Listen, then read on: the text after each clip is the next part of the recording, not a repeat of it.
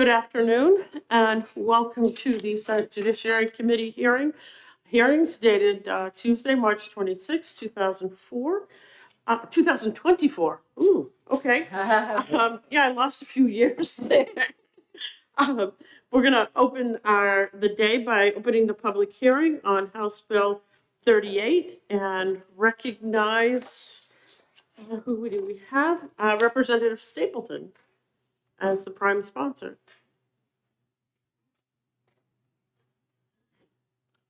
Okay, seeing none. I don't have anyone to speak. Sure, okay. Uh, Representative Lynn, I'll just write you in here. Okay.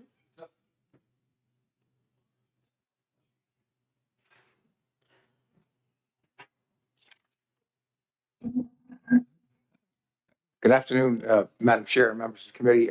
My name is Bob Lynn. I'm a state rep from Wyndham, and I'm introducing the bill on behalf of Representative Stapleton. I have to be completely honest about it. I think I read the title said it's about penalties for habitual offenders. Other than that, I know nothing about it. Okay. And I apologize, so I won't take any questions because I couldn't give you any answers. Okay. Thank you. All right. Thank you.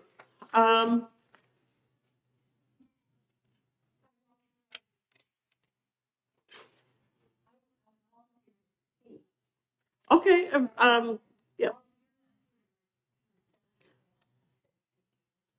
Okay. Please turn your phone off so we can hear you and introduce yourself. I'm the Honorable Betty Gay, former state rep from Salem. And I support this bill because it removes one weak-kneed excuse that makes it more difficult to hold people accountable who have been ordered not to drive. So in their view, anytime they want to get in a car is an emergency. But it means that if they cite that, if they get picked up for driving when they've been ordered not to, then they can just say, well, it was an emergency. And then it costs us a whole lot of effort to bring them to whatever steps that have to be made for violating their order. So I think if it's really an emergency, there's always 911. Okay. Thank you for your testimony. Are there any questions? Okay. Thank Seeing you. none. Thank you very much. Okay. Are there any other members of the public that would like to speak to House Bill 38? Okay. Seeing none, we'll close the public hearing.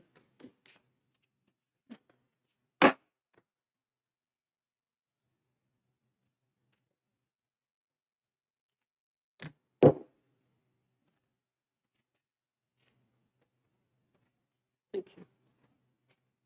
Is there a sign-in? Oh, I thought you were. Is there a sign-in sheet for the next one? Yeah, he'll do that. He'll do that.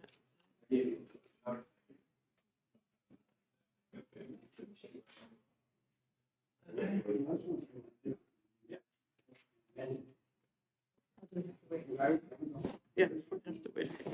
We have to wait 5 minutes. The committee will be in recess for 5 minutes.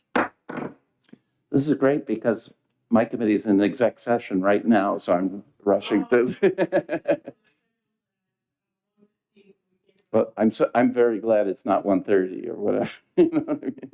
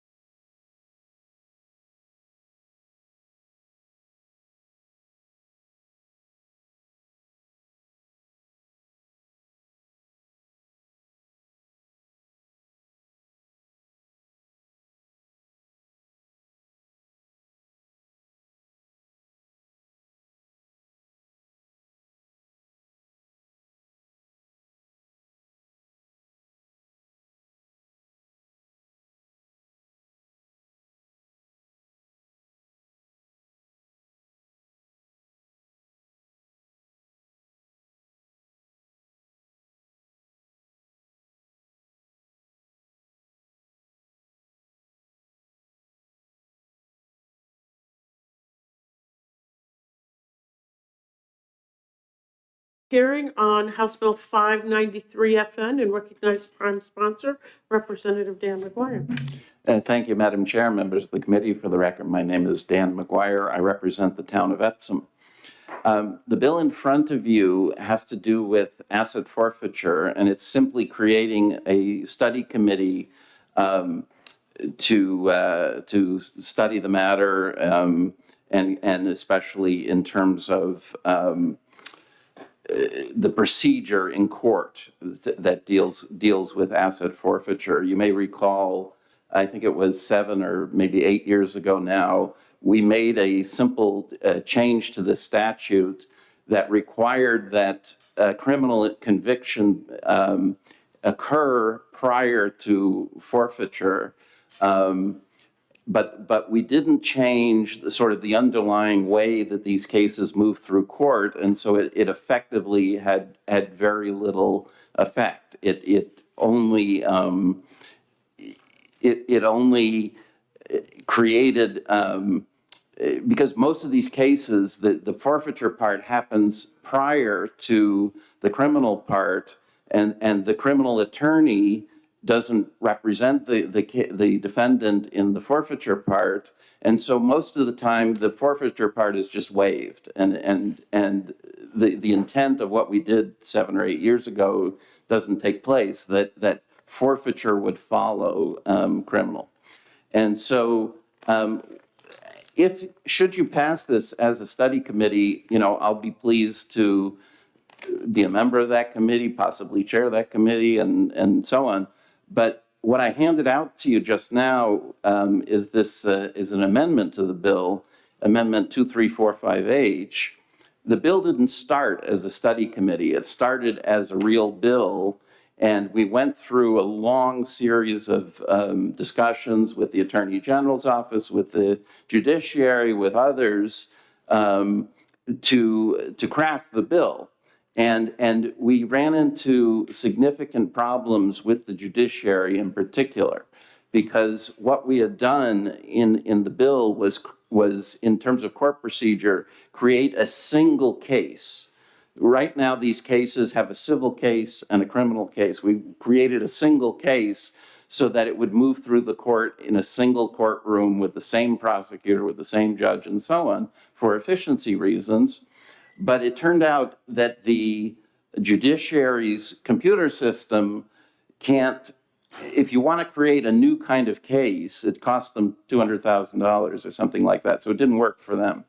So we finally went through with them in extended detail, worked out this amendment, which still has 2 cases, but they're kind of linked together, and they do move through the system efficiently. They would have the same prosecutor, they would have the same defense attorney, they would move through in a mannered way so that the criminal part comes first and the forfeiture part is sort of part of the penalty phase at the end, and so on. So should you create a study committee, this is going to be the result. And so I'd like to save a year if you're willing to consider it, and that is change the bill to the actual bill that I have here. I have one thing that was in my original bill was mainly objected to by law enforcement. I've taken that part out. We had originally said it had to do with when law enforcement can use federal law versus when they can use state law for these kind of cases. Right now, it's really up to them. And so the original bill said only use state law unless it's one of these sort of multi-jurisdictional, super duper big cases. And so they objected to that. So that's not in here anymore. So, and I'm happy to take questions. Thank you very much for your testimony, Representative. Are there any questions? I think Senator Gannon has one, then Senator Abbas. I remember 8 years ago, because I like seizing under federal civil asset forfeiture. You know why? For the money. But anyways. That seems to be the root of all problems, Or it's good for the police. Anyways, 2 questions. One, is there evidentiary standards problems if you have the two cases at once? You know, you'd have a higher standard of evidence for the criminal side. The seizing of the property would be preponderance of the evidence. So when you're trying the case, is that problematic in any way that I haven't thought through? Yeah, thank you for the question. I have Representative Lynn following me, and I think Okay. he might be way more qualified to answer that kind of a detailed question. And then on page 2, part E, I'm assuming that before it was like anything they seized, now if it's 1,000 or less, you get to keep it, and that wouldn't be subject to seizure, or the motor vehicle under 5. Is it currently, right now, any amount they get to keep in cash? Like if they find a wad of hundreds or something next to you, and it's $900, you'd get to keep it, even though it might be pertaining to the drug incident or whatever? Yeah, what we discovered when we were, thank you for the question, but what we discovered when we were studying this is that many of the actual seizures, there's a report on what seizures take place, and some of them are very low valued cars and things like that. So we decided that it would make sense to put in a minimum just so that, you know, people who have their simple transportation that they use to go to work and things like that, this doesn't rise to the level of such a case, sort of. So, Okay, I might disagree with you, but okay, thank you. yeah. Senator Evans? Thank you, Madam Chair. I understand the issue with the core computer systems. You know, we got to frame the policy to work within the system that's there.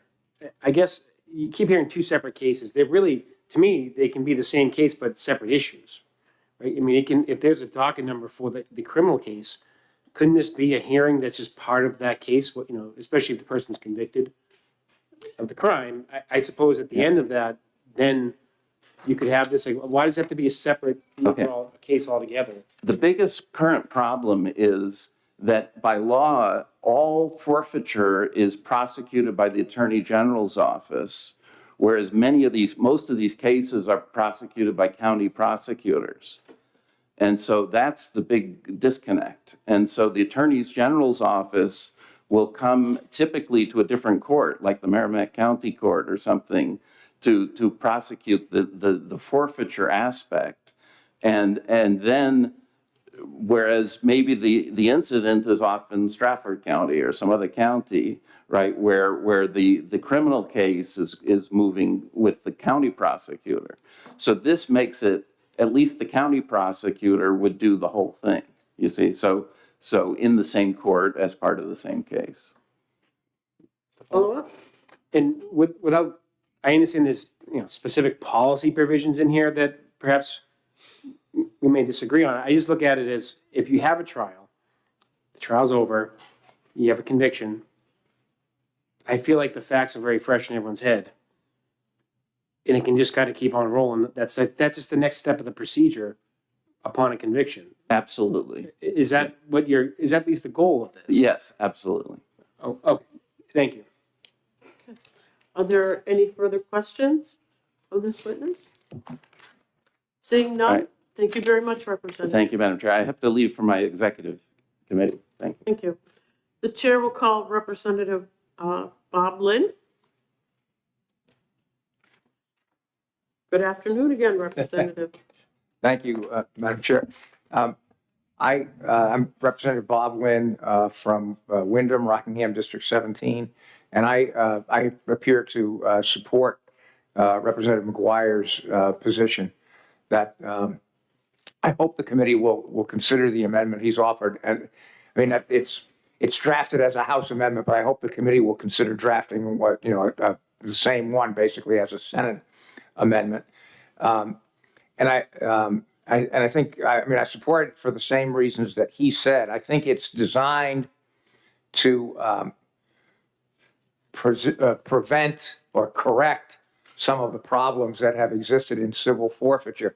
It does not, I think, as he pointed out, it's important to recognize this does not, although the plan originally had been to make the forfeiture sort of part of the criminal proceeding, for the reasons he said, to be honest, I was not involved. I was involved in working on this bill for a period of time, and then I was not involved at the last meetings that Representative McGuire was talking about, meeting with the court system.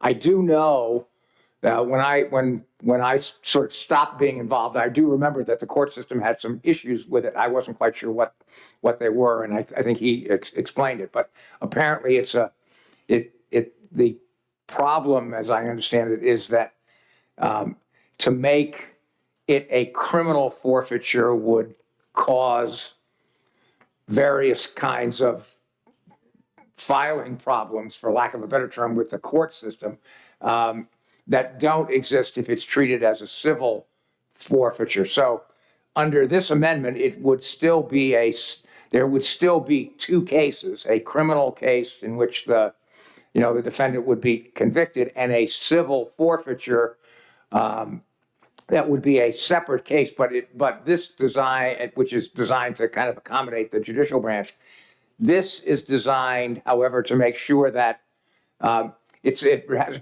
a provision that says it has to be assigned to the same judge in the Superior Court. It can't take place until after the seizure can take place before the criminal conviction, but the forfeiture cannot take place until after the criminal conviction. It contains provisions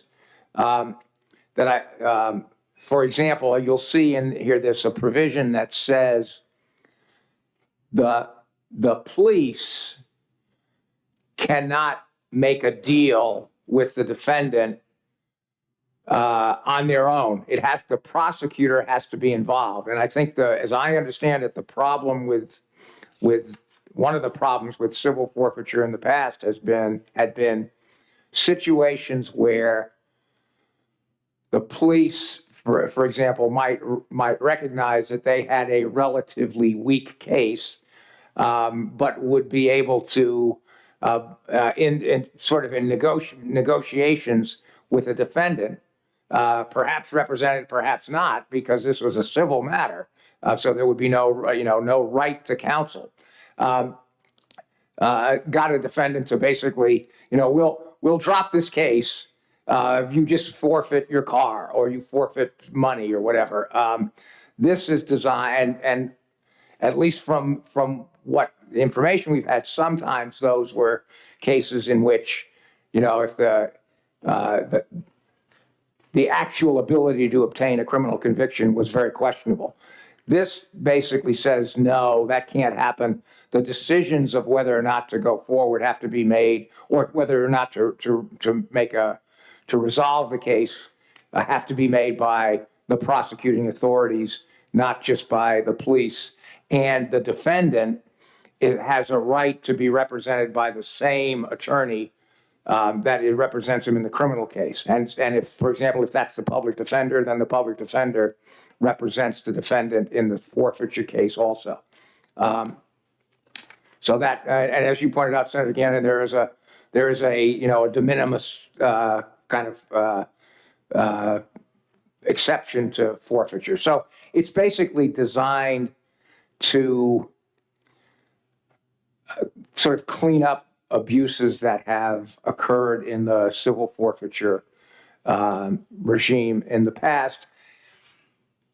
But it also, one of the complaints of law enforcement, as Representative McGuire pointed out, was there had been, in the original bill, there had been a requirement that the state, if it was a state drug case, the state could not turn the forfeiture over to the federal government unless there were some extenuating circumstances. Again, as I understand it, this was after I was involved, but apparently the law enforcement had a problem with that, and so that was taken out of this bill. So hopefully we've accommodated at least the major concerns of law enforcement. Hey, thank you very much for your testimony. Senator Abbas has a question, and Senator Chandler. Thank you, Madam Chair, and thank you for taking my question. I was looking through this. You mentioned it about some restrictions on perhaps a plea being entered or some type of deal being worked out that I would involve the agreement to perhaps forfeit the property that's involved. Right. In my experience, especially when you're dealing with smaller amounts of property, sometimes the legal fee is more valuable than the property. And so when you hit that, I kind of, my advice is, hey, well, look at it from this a business perspective. I cost X, this is worth Y. If the case is going to be resolved, and especially if it's a very favorable disposition, I suppose, do they need to have a lawyer represent them on that? And I guess the other part of that would be,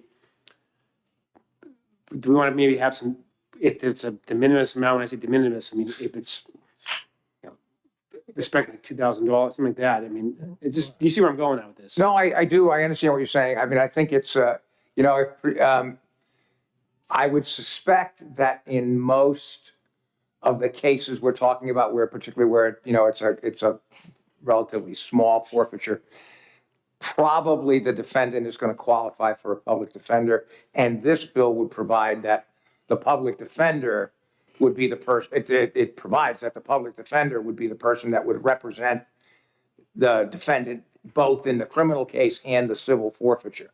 So, you know, I mean, the defendant may have an obligation to reimburse the state if, for the fees that are paid to the public defender, but at least in the first instance, if the defendant qualifies for a public defender, the public defender would be the one that was providing that, and the defendant wouldn't have to forfeit the money, you know, fork over the money for attorney out of pocket for that.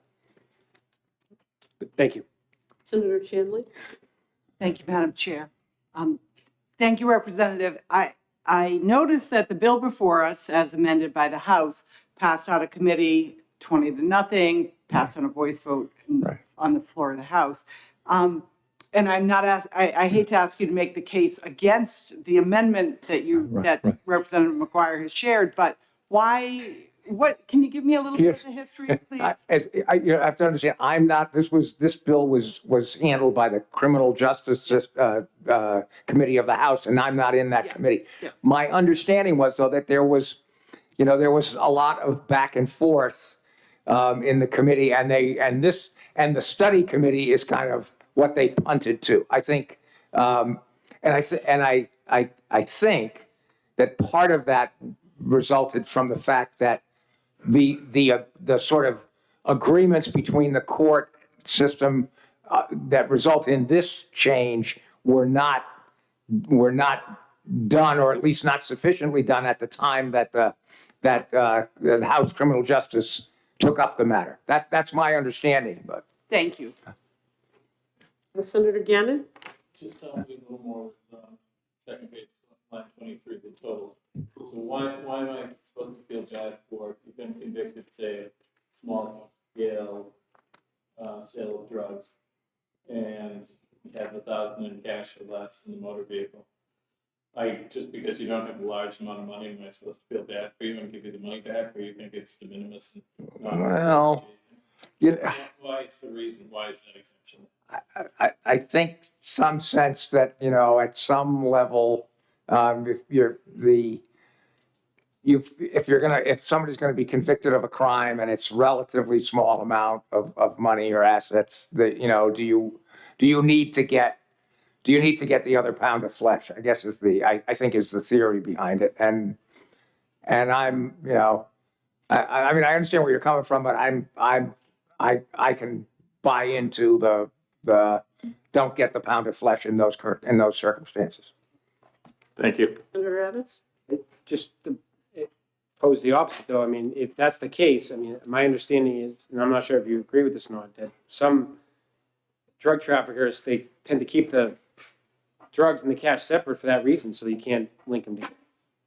So I guess maybe a de minimis amount, but it's still, if it's still being used to commit the crime, giving it back to the person, they're misusing it to perhaps commit crime. Same with the car. Yeah, no, I mean, I understand what you're saying. I guess it sort of seems to me that if you're going to impose a criminal punishment, where you're talking about relatively small amount of money,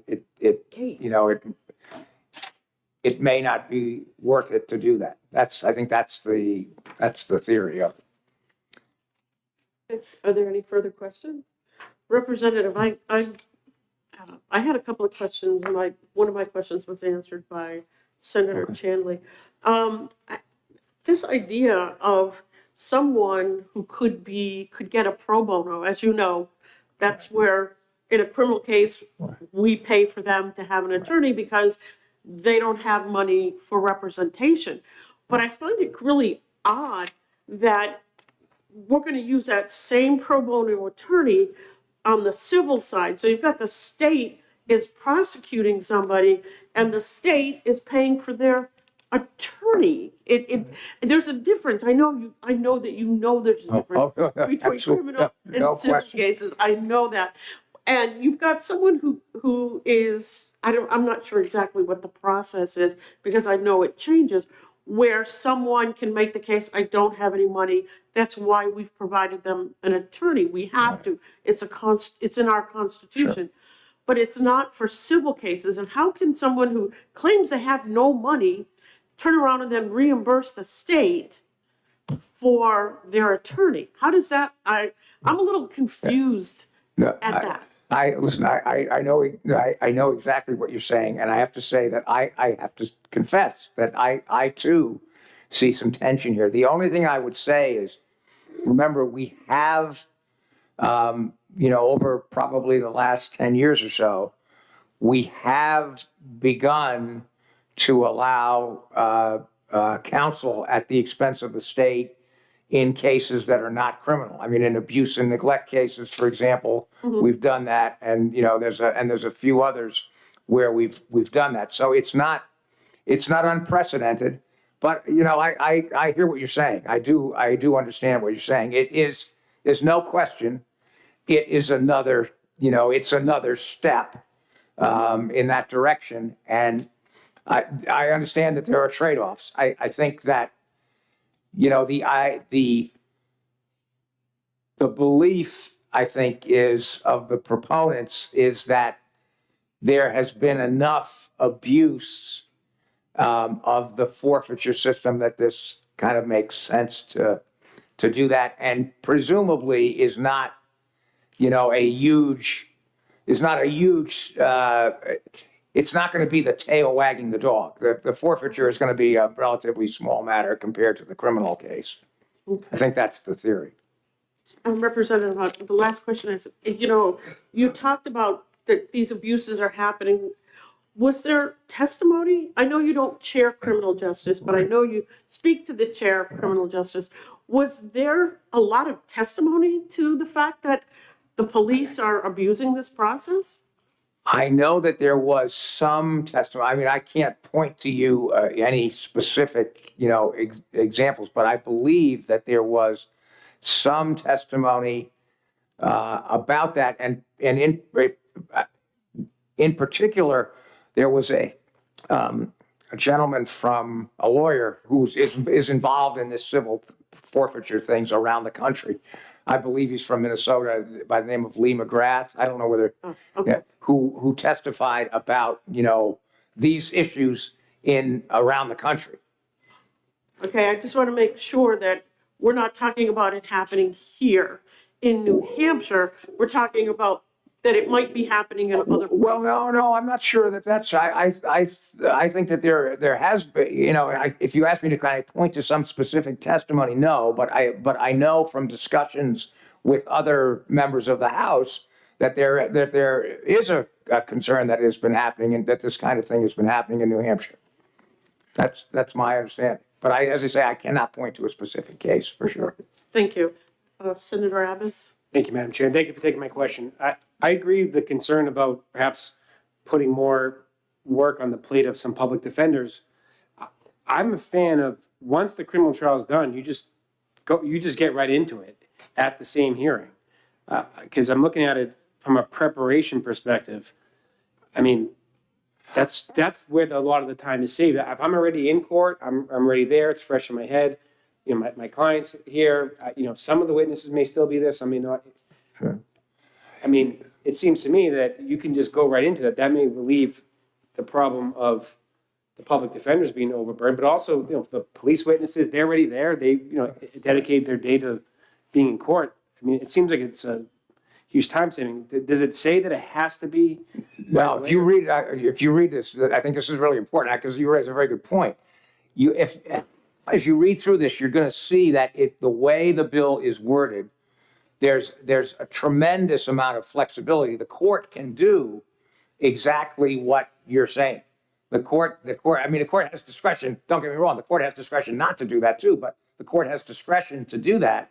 And I would think that, in many cases, that's exactly what the prosecutor would be asking for. Look, Your Honor, you just sentenced the defendant to 5 years in jail or whatever.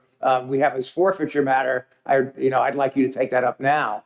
And the court could do that. And this bill, it allows that to happen in that way. Thank you. Are there any further questions? I just think, Representative, that just by the nature of the discussion that we're having, I tend to agree right now with the House in their decision to have a study, because I've got a copy of the blurb and why they recommended a study. I can see that. It just seems like there's a lot of confusion here. We don't have anybody from I believe we don't have anybody from the court to come here and testify about what's going to happen with the court. And I think just listening to the testimony, there was testimony given in the committee about issues from the court side. So,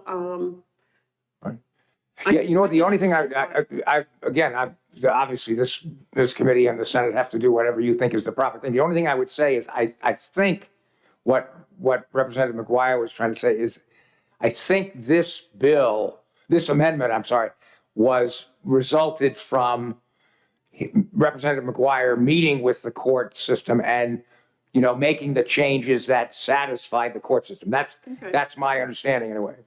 okay. All right, thank you. Are there any further questions? Okay. Seeing none, thank you. Ms. Cregan, would you like to come up?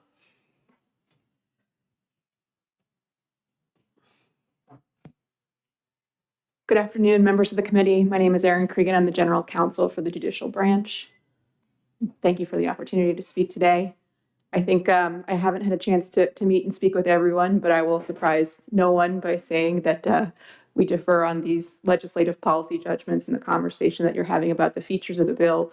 But I do want to express that we did have the opportunity to comment on the implementation of the bill and the court's ability to implement the bill. And that was an extensive conversation that went on for months, and you will ultimately make the determinations on policy, but at least the amendment that you've seen is one that we have the ability to implement. Thank you. Are there any questions? Senator Apples? Thank you, Madam Chair. This issue with the computer system, I guess if it's the same docket number, I feel like it's just a hearing that's motion to open, whatever you want to call it, right? Why must it be a separate docket number? And I guess what would happen if you didn't have a separate docket number? How would that create chaos? Great question. Thank you very much, Senator. I think there are two features, and one of them is that state court filing systems are not highly developed, high functionality systems. Typically, the vendors that produce these systems are producing them at the cost point that's reasonable for state court systems to acquire them. So the functionality is relatively low, and it's designed to our request. So in order to basically embed a civil case within a criminal case, which is not something that we do in another case type, requires new motion types, new features to be added into criminal cases that just don't exist. So we just have to bid them with our vendor, get a quote, and implement them.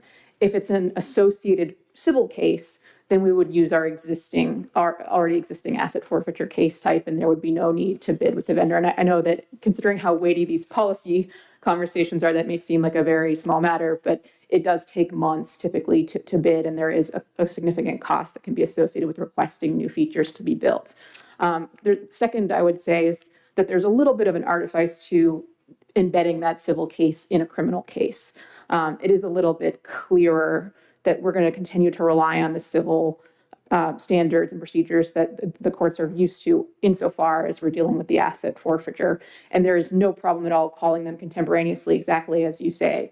For example, it isn't unusual when a criminal defendant has violated an order that their original criminal case and their contempt case are called at the same time. And we can absolutely do the same thing. We can associate the civil and the criminal cases and ensure that they're effectively called at the same time. Follow up? Thank you, Madam Chair. And I guess my big thing is efficiency, right? Efficiency. And I'm looking at it, I'm just trying to figure out how to streamline this, and the sooner you get it over and done with, I think the better. Not to rush it, but I think I feel like if you had the civil case right thereafter, the preparations, it's already been done in prep for the trial. So is there any way, any opinion on if this were to become law, or this, is it efficient, is it inefficient, does it create any other, I guess, road bumps or? From the court's perspective, the association of the cases is the most efficient way for us to do it. Of course, there are other players in the court system. There are police officers, county attorneys, the Attorney General's office, but there's an efficiency there. We can easily associate the cases and call them at once and conserve hearing types and conserve court time. Thank you. Thank you. Are there any further questions? With the original bill, and I have the original bill, the response from the Department of Justice is pretty extensive, and it lays out, I should say, a number of problems. And I would suggest that the committee members read that. It's interminable, and it really changes a lot of issues. What I think is, for me, particularly telling is because it indicates, the judicial branch indicates forfeiture and forfeiture rate or filings under the bill would incur in both circuit court and superior court. Circuit court does not currently hear forfeiture cases and has no such procedure for cases. I think there's, and I can understand why they turned it into a study committee, because I think there's a lot of moving parts here. It will be a change. We don't even know the interaction because with the federal government, because we often know that our police work with the feds on this issue as well. So it seems to be pretty silent on that. So thank you. I appreciate you stepping forward and representing the court on this. Yes, ma'am, and I completely appreciate that there are many others who participate in the court system. The judiciary is only one party in a court system, and there are certainly others that are going to have other perspectives. I hope I was helpful just explaining our administration aspect. Thank you. Yes, Senator just to follow, Abbas? with the point that was just raised by the chair about the circuit court not having jurisdiction to do this, if they were to have jurisdiction to hear these forfeiture cases, could they handle that workload? If you don't know the answer, also, maybe. That's a great question. One of the things that I know that we've really appreciated the support of the legislature on is expanding the number of judges in circuit court. We did do a weighted caseload study about a year and a half ago that found that we were a little bit short in the circuit court, and we've expanded that number significantly. And I think we're on track to expand it more to make those caseloads more manageable. A side effect of the administrative convenience of consolidating a criminal and associated civil cases and expansion into criminal cases that originate in the circuit court. But many circuit court judges are generalists. They cover a large number of subject matters, criminal, family, and others.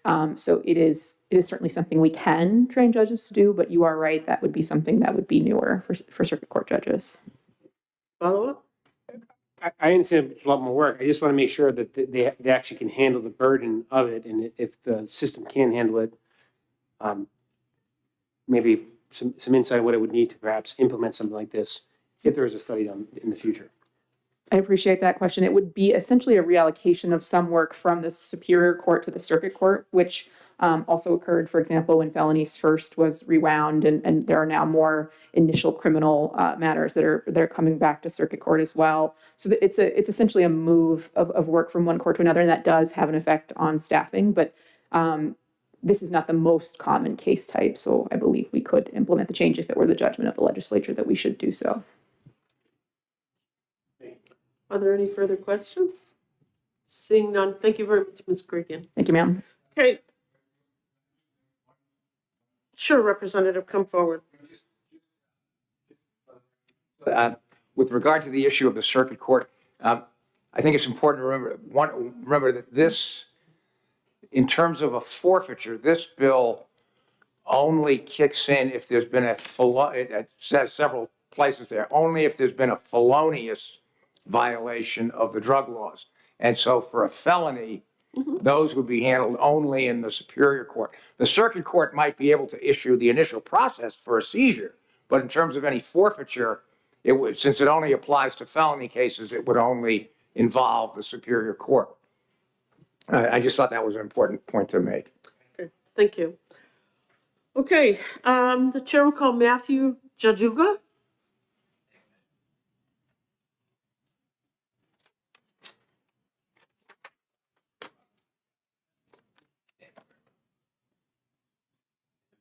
I apologize. I haven't had a chance to review the amendment. You need to turn this on, we can't. Thank you. And my apologies, members of the committee. I have not had a chance to review the amendment that Representative McGuire spoke of earlier. So unfortunately, I won't be able to answer questions on that at this time. I am here to testify in opposition of House Bill 593-FN, establishing a committee to study the process for forfeiture of items used in connection with drug offenses. I'd like to start out by introducing myself. My name is Matthew Jajuga. I'm a sergeant with the Manchester, New Hampshire Police Department Special Enforcement Division. I've been a police officer in Manchester for over 17 years, nearly a third of which has been spent in some capacity in the Special Enforcement Division. While our responsibilities and objectives are numerous, our primary mission is to stop the flow of illegal drugs from entering communities, thus protecting the citizens from the ravages those substances inflict while holding those that traffic and distribute them accountable. This role is inherently challenging and I believe requires the dedicated commitment of not only members of the Special Enforcement Division itself, but also strong collaborative bonds with both local, state, and federal agencies. On behalf of the Manchester, New Hampshire Police Department and the New Hampshire Association of Chiefs of Police, I'm here before you today to testify in opposition of House Bill 593-FN. We are opposed to House Bill 593 because, if passed, it will have a negative effect on our ability to conduct counter-drug operations. This bill would have a harmful impact on enforcement operations and could adversely inhibit funding that was intended to support drug enforcement. The state of New Hampshire currently has an effective system in place in regards to the asset forfeiture of property. The Attorney General's office has a designated unit that is tasked with handling these proceedings. The current process ensures a high level of due process for defendants. The process allows for facts to be presented before a judge who determines the validity and cause for the case to move forward and/or assets to be forfeited. All parties, prosecution, parties with equitable interests, and attorneys are allowed the opportunity to present arguments in the case before a judge to establish cause, ownership, and if the property is subject to legal forfeiture. If the assets seized are determined to be from legitimate means or not found to be part of criminal exploit, then they are not subject to forfeiture. The current procedure is well vetted with strict guidelines that protect all parties. The stipulations of this bill have the potential to be extremely burdensome and could force public defenders or appointed counsel to incur the additional responsibility of asset forfeiture. This could conceivably impact the workload of the public defender's office. In addition, by prioritizing a requirement for a prompt post-seizure hearing, this bill will undoubtedly cause additional court proceedings and likely further delays in court. Also, another byproduct of a stipulation of the bill is that it'll force the prosecuting authority to serve charging instruments with fixed timelines. This is cause for concern due to overwhelming time-sensitive obligations for the prosecutor's office, which is often short-staffed as is, and could impact active investigations where the case is a long-term investigation with seizures of property made throughout. The potential premature disclosure of investigatory information gathered as part of a larger-scale drug case could ultimately cause implementation of altered means of operation by individuals, thus putting case agents essentially back at square one. In regards to setting criteria for transferring forfeiture cases to the federal government, based on practices currently utilized, this appears to be an unnecessary guideline. The Manchester, New Hampshire Police Department Special Enforcement Division has federal task force officers that work in conjunction with federal agencies to expand investigations across borders. They share intelligence, enhance agency capabilities, and target those distributing illegal drugs into New Hampshire. Our investigations result in the legal seizures of assets from drug traffickers. in the federal process of asset forfeiture, equitable sharing program, ensures a high level of due process for defendants. The process allows for facts to be presented before a federal judge, who then determines the validity and probable cause for the case to move forward. Both the prosecution and defense are allowed the opportunity to present arguments in the case before a ruling is made. If the assets seized are determined to be from legitimate means, then they are not subject to forfeiture. This program is well vetted with strict guidelines that protect all parties. In my experience, cases are not arbitrarily sent for adoption by federal agencies to usurp state asset forfeiture guidelines. The policy of associated drug nexus or drug criminal activity must be and is adhered to. Identifying how to properly use forfeited assets and proceeds has long been established by law enforcement agencies. For example, the aforementioned equitable sharing program seizes and redistributes money directly from criminals to local and state police departments. The majority of the money goes back to New Hampshire communities in an effort to afford us the necessary resources to carry out our drug enforcement mission most effectively. An alteration in this procedure could subsequently place the burden for funding drug enforcement on lawful taxpayers. The ramifications could not only be detrimental to overall public safety, but also very costly. This money is key to the Special Enforcement Division and allows us to operate as a full-time entity. By potentially cutting our funding, you hinder our ability to protect citizens from the well-established dangers of illegal substances.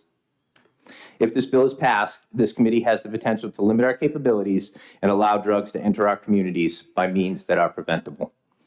Law enforcement agencies could face the prospect of defunding through reallocation of forfeited assets, creating opportunities for drug traffickers to take advantage of depleted resources. What this amounts to is more addicts, more crime, and more victims.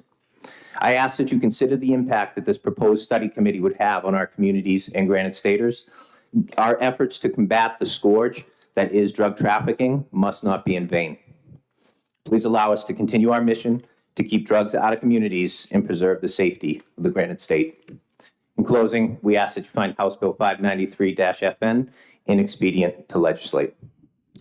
Thank you very much for your testimony, Officer Jaduga. Are there any questions? Senator Abbas? Thank you, Madam Chair, and thank you for taking my question. Absolutely, sir. Without taking it, and I know you haven't looked at the amendment, my biggest thing with this whole thing is, again, the efficiency of it. Is there anything in the current procedure with asset forfeiture that you would think could be done more efficiently than is now, in your experience? In my experience, Senator Abbas, I believe the procedures that are in place right now and the safeguards that are there are effective. Nothing comes to mind as far as adjustments that can be made, but we are certainly open to anything that may need to be changed. Thank you. Are there any further questions? Seeing none, thank you very much. Thank you for your consideration. Okay, are there any other members of the public that would like to speak to House Bill 593? Okay, seeing none, we'll close the public hearing.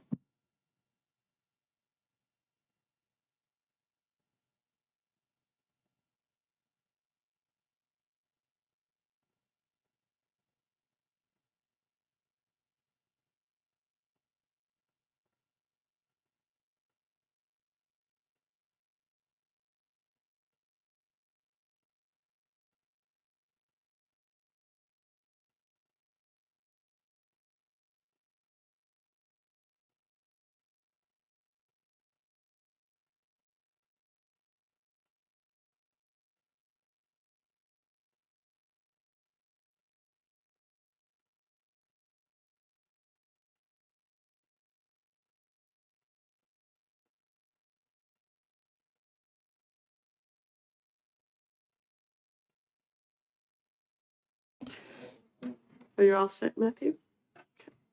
Okay. We're going to go ahead and open the public hearing on House Bill 1104 and call the prime sponsor, Representative Lynn.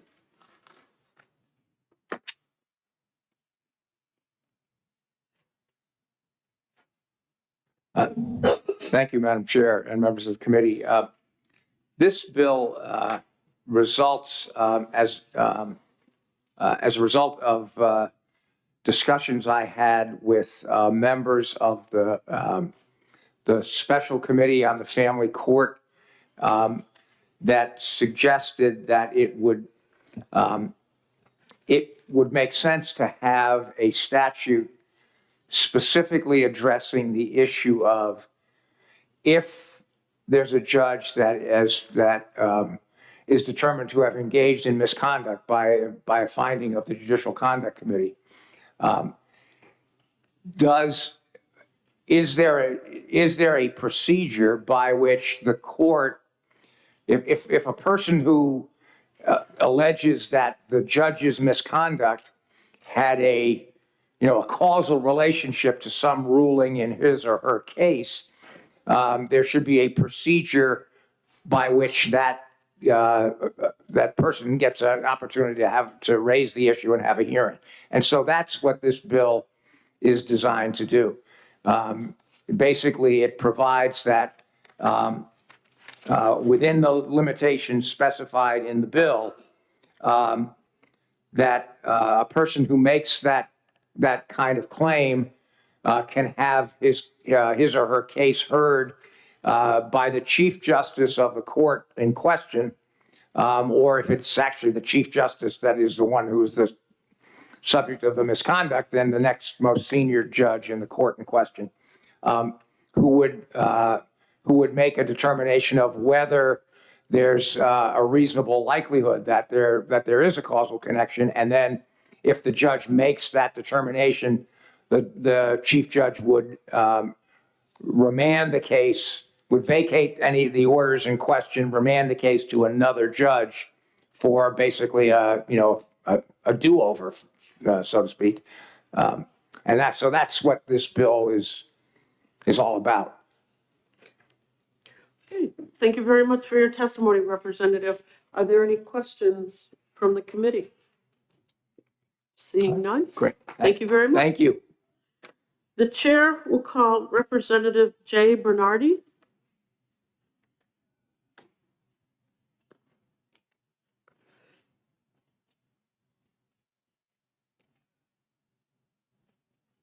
Good afternoon, Representative.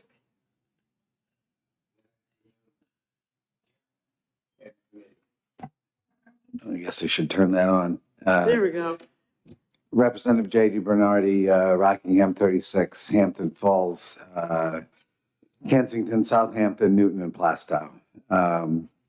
So I rise against this bill, and I have a few concerns. Probably the biggest is the 3-year look back for a problem.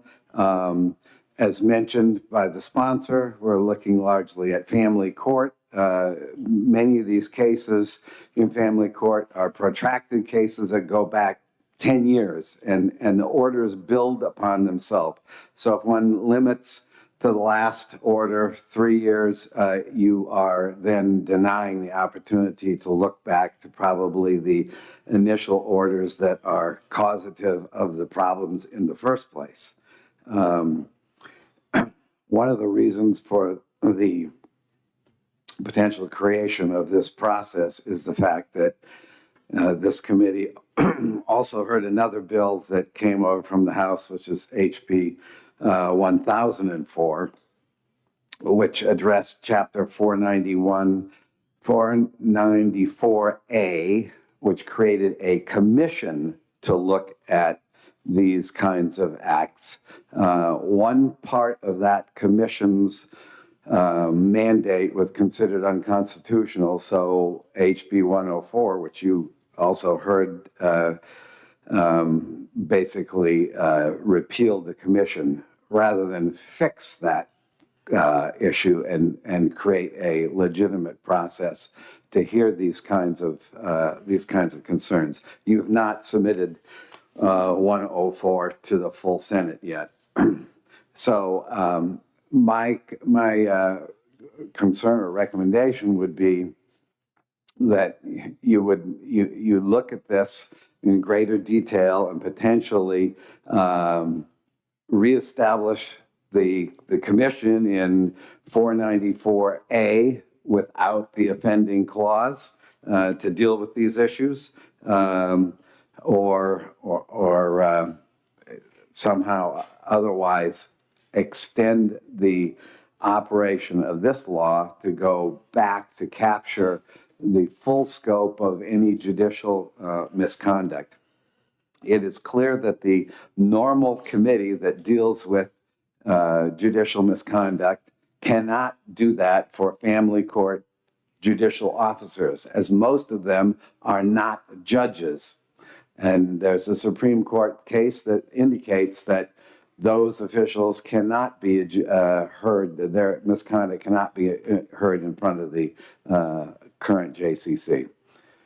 So I think both the optics and the practicality of this bill are out of order. Thank you very much, Representative. Are there any questions from the committee? Okay. Seeing none, thank you, Representative. Thank you. The chair will call Betty Gay.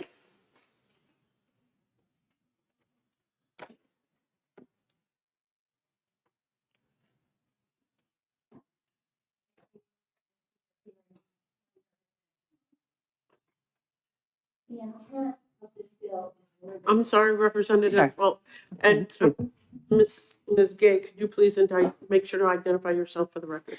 This is Honorable Betty Gay from Salem. The intent of this bill is worthy to bring relief to litigants who were denied due process. However, the redress offered here is based on a faulty process. Namely, it's dependent upon review by the JCC, the Judicial Conduct Committee, not the Judicial Conduct Commission, as was called for by RSA 494A, but never implemented. It was partially, one line in the bill was, in the RSA, was declared unconstitutional.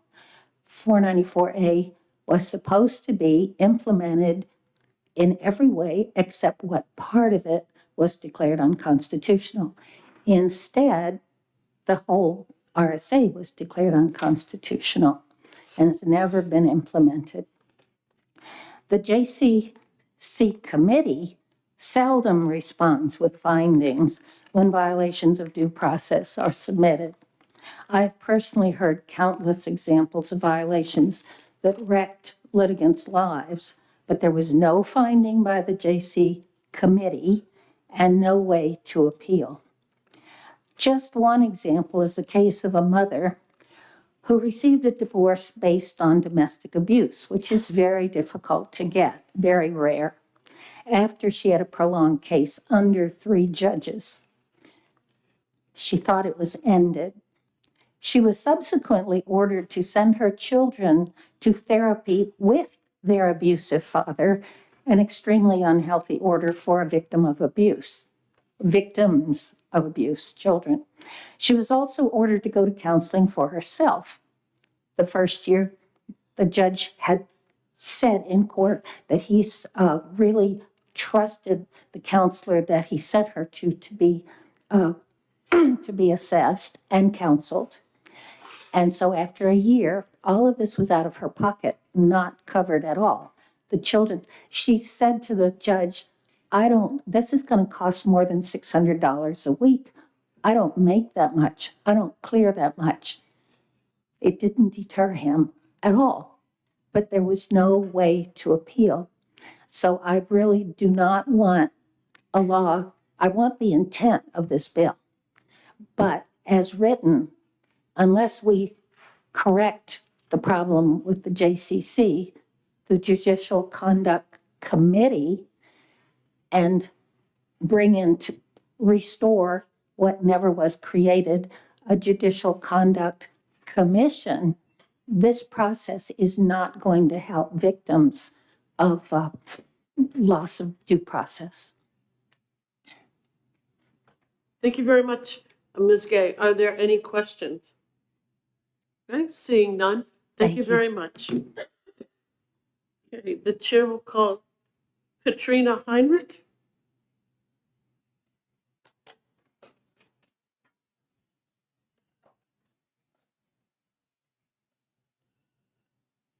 Good afternoon.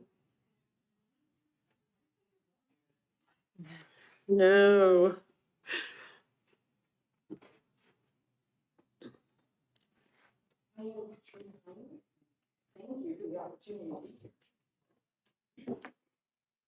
Oh, sorry. I recommend against this bill that appears to limit the accountability and measures of misconduct while placing a time limit to the being of an actionable piece.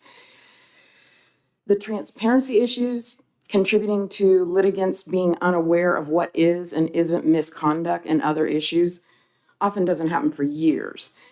So the 3-year time limit is an issue. I look at it in a way that the bill is a combination with other sponsored bills, and it suggests there's an optical problem when you look at it from an overview. And I think the legislature should avoid putting those kind of optics into law. I would recommend that this goes to an interim study, with those reasons being that the macro picture and the micro picture of this has patterns.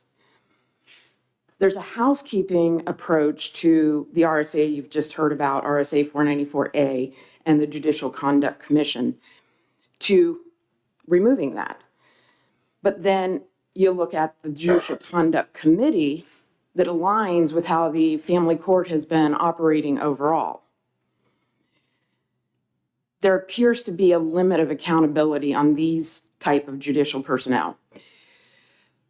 The bill language that the litigant has to qualify to seek relief is optically restrictive. When you first look at that, you just feel restricted, even if evidence shows that there's misconduct and stuff well after the fact. Those are just some of the optical highlights when I'm looking at it from a macro picture versus a micromanagement picture. Since the family court is actually operated primarily by private contractors and they're not state officers, they're given immunity. And they're immune from these misconduct and offenses, and now we're putting in another thing to help that along. In this role of immunity for these private contractors, they appear to have a long-standing pattern in their orders of removing rights from citizens and children with due process complications, but yet they're immune. So this bill is sort of addressing that in a reverse pattern. The immunity clause has been referenced by stakeholders as incentives to attract candidates to these roles. And while marketing schemes, they come in all different shapes and sizes, the role itself is to serve the citizens and be accountable to the citizens under the judicial branch. So with that thought process, I considered the fact that I think the legislature should really look at the language on it, because from the outside, this appears to be kind of a reactive in nature bill. The language itself is limiting. The legislature should consider the optics of the problem, anticipate the results of what a bill implemented like this would do, and I would suggest to send it to interim study. Thank you very much for your testimony. Are there any questions from the committee? Seeing none, thank you. Thank you. The chair will call Dana Albrecht.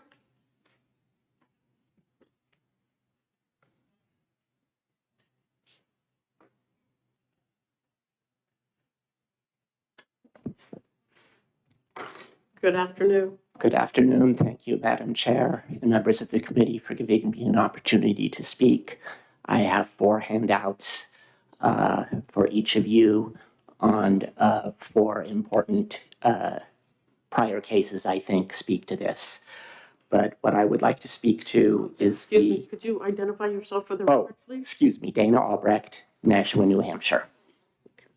I'd like to speak to the need for a bill like this.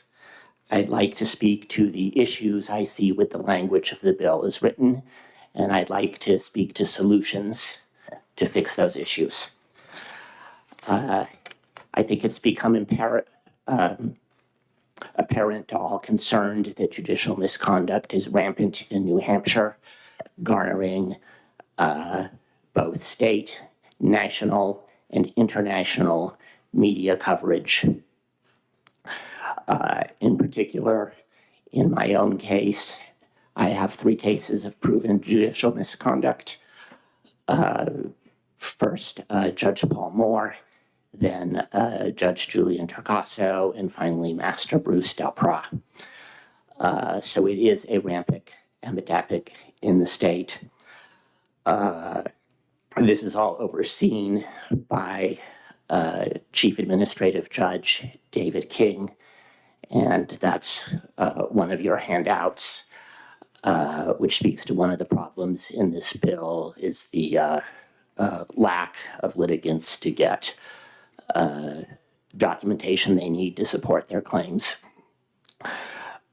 Needless to say, it appears he might have lied under oath concerning falsification of the record in my case. So I think that speaks to the need. As to the issues in the language itself, our state constitution provides strong protections to the people for accountability of magistrates and officers. In Article 8, it provides strong equal protection in Article 10 that the New Hampshire Supreme Court has recognized for over 100 years, dating back to State v. Pennoyer in 1989, and 1889, and it provides for fair and impartial proceedings in Article 35. The federal constitution also provides strong due process and equal protection provisions in the 14th Amendment. Of the 4 cases you have before you, people have raised family court. 2 of these cases are capital cases. I think capital cases help sharpen our thinking when it comes to judicial misconduct. 2 of these cases are United States Supreme Court cases. I think that also helps sharpen our thinking. Only 1 is New Hampshire, and 1 dates to Europe in 1943. The biggest problem I see in the language of this bill is written is, in addition to whatever, I won't repeat what other people have said, I agree with them. The need to show a causal bearing. That's completely contrary to current United States Supreme Court precedent. It's even contrary to New Hampshire State Supreme Court precedent going back to Blaisdell v. Rochester in 1992, wherein justice must satisfy the appearance of justice. The 2 U.S. Supreme Court cases I would urge you to look at. Most recently, Ripa v. Baker, in which the U.S. Supreme Court strongly chastised the Nevada State Supreme Court for using the wrong legal standard in a capital case where a judge was a target of a bribery probe.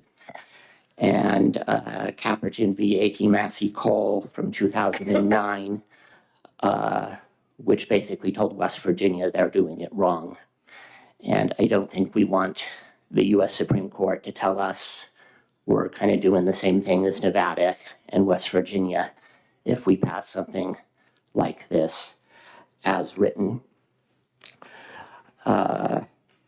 The last of the 4 cases dates to a capital case of judicial misconduct, 1943, Judge Roland Freisler, in which college students received the death penalty for articulating their opinion on how the government ought to run, when in fact this is a very good text on how the government ought to run. So to wrap up on sort of what I would do to fix this,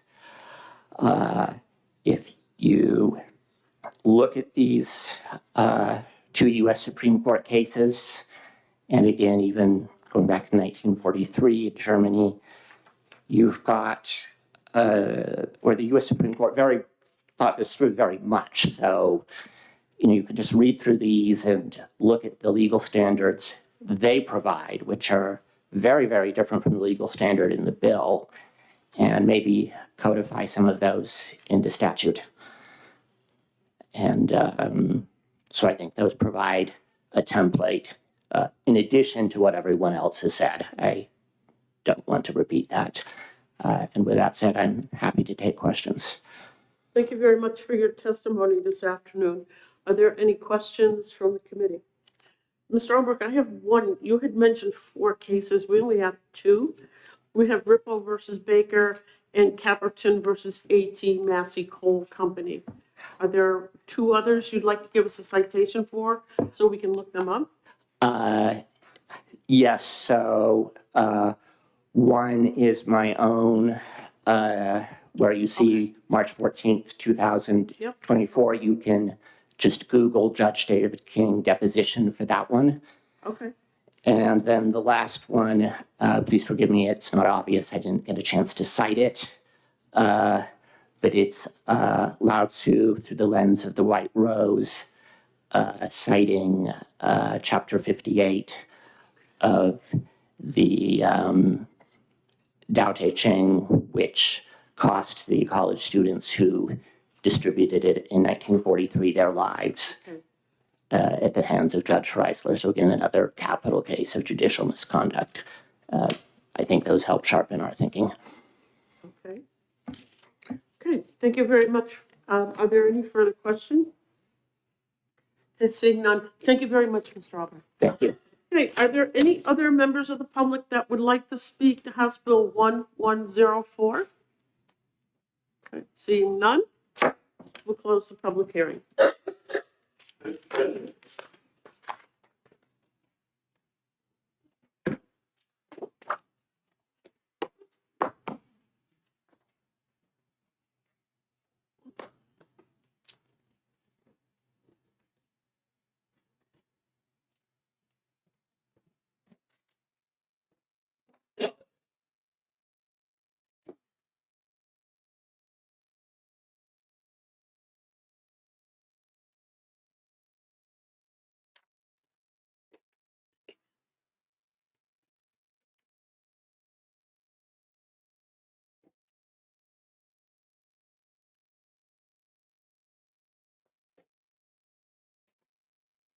That's it. Everybody else set?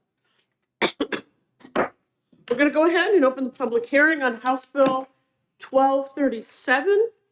And is Representative Finney here?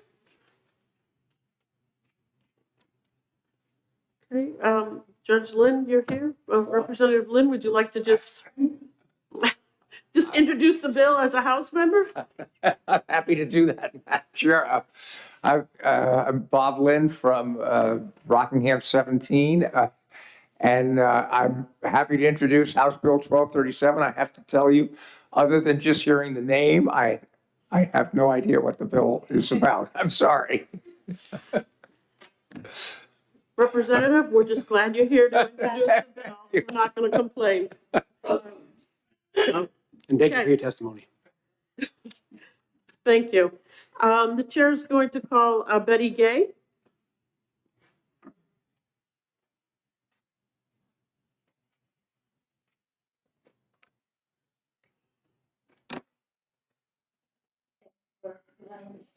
Thank you for allowing me to testify. Betty Gay from Salem.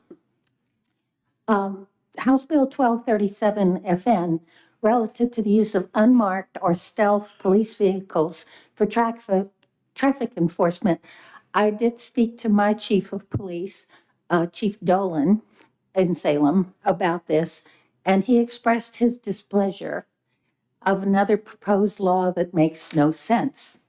If people, in my opinion, if people are going to break the law, I certainly do not feel like they deserve another way to hide. Okay, thank you very much, Ms. Gay. Are there any questions? Seeing none, thank you very much. The chair will call Chief Alan Oldenburg.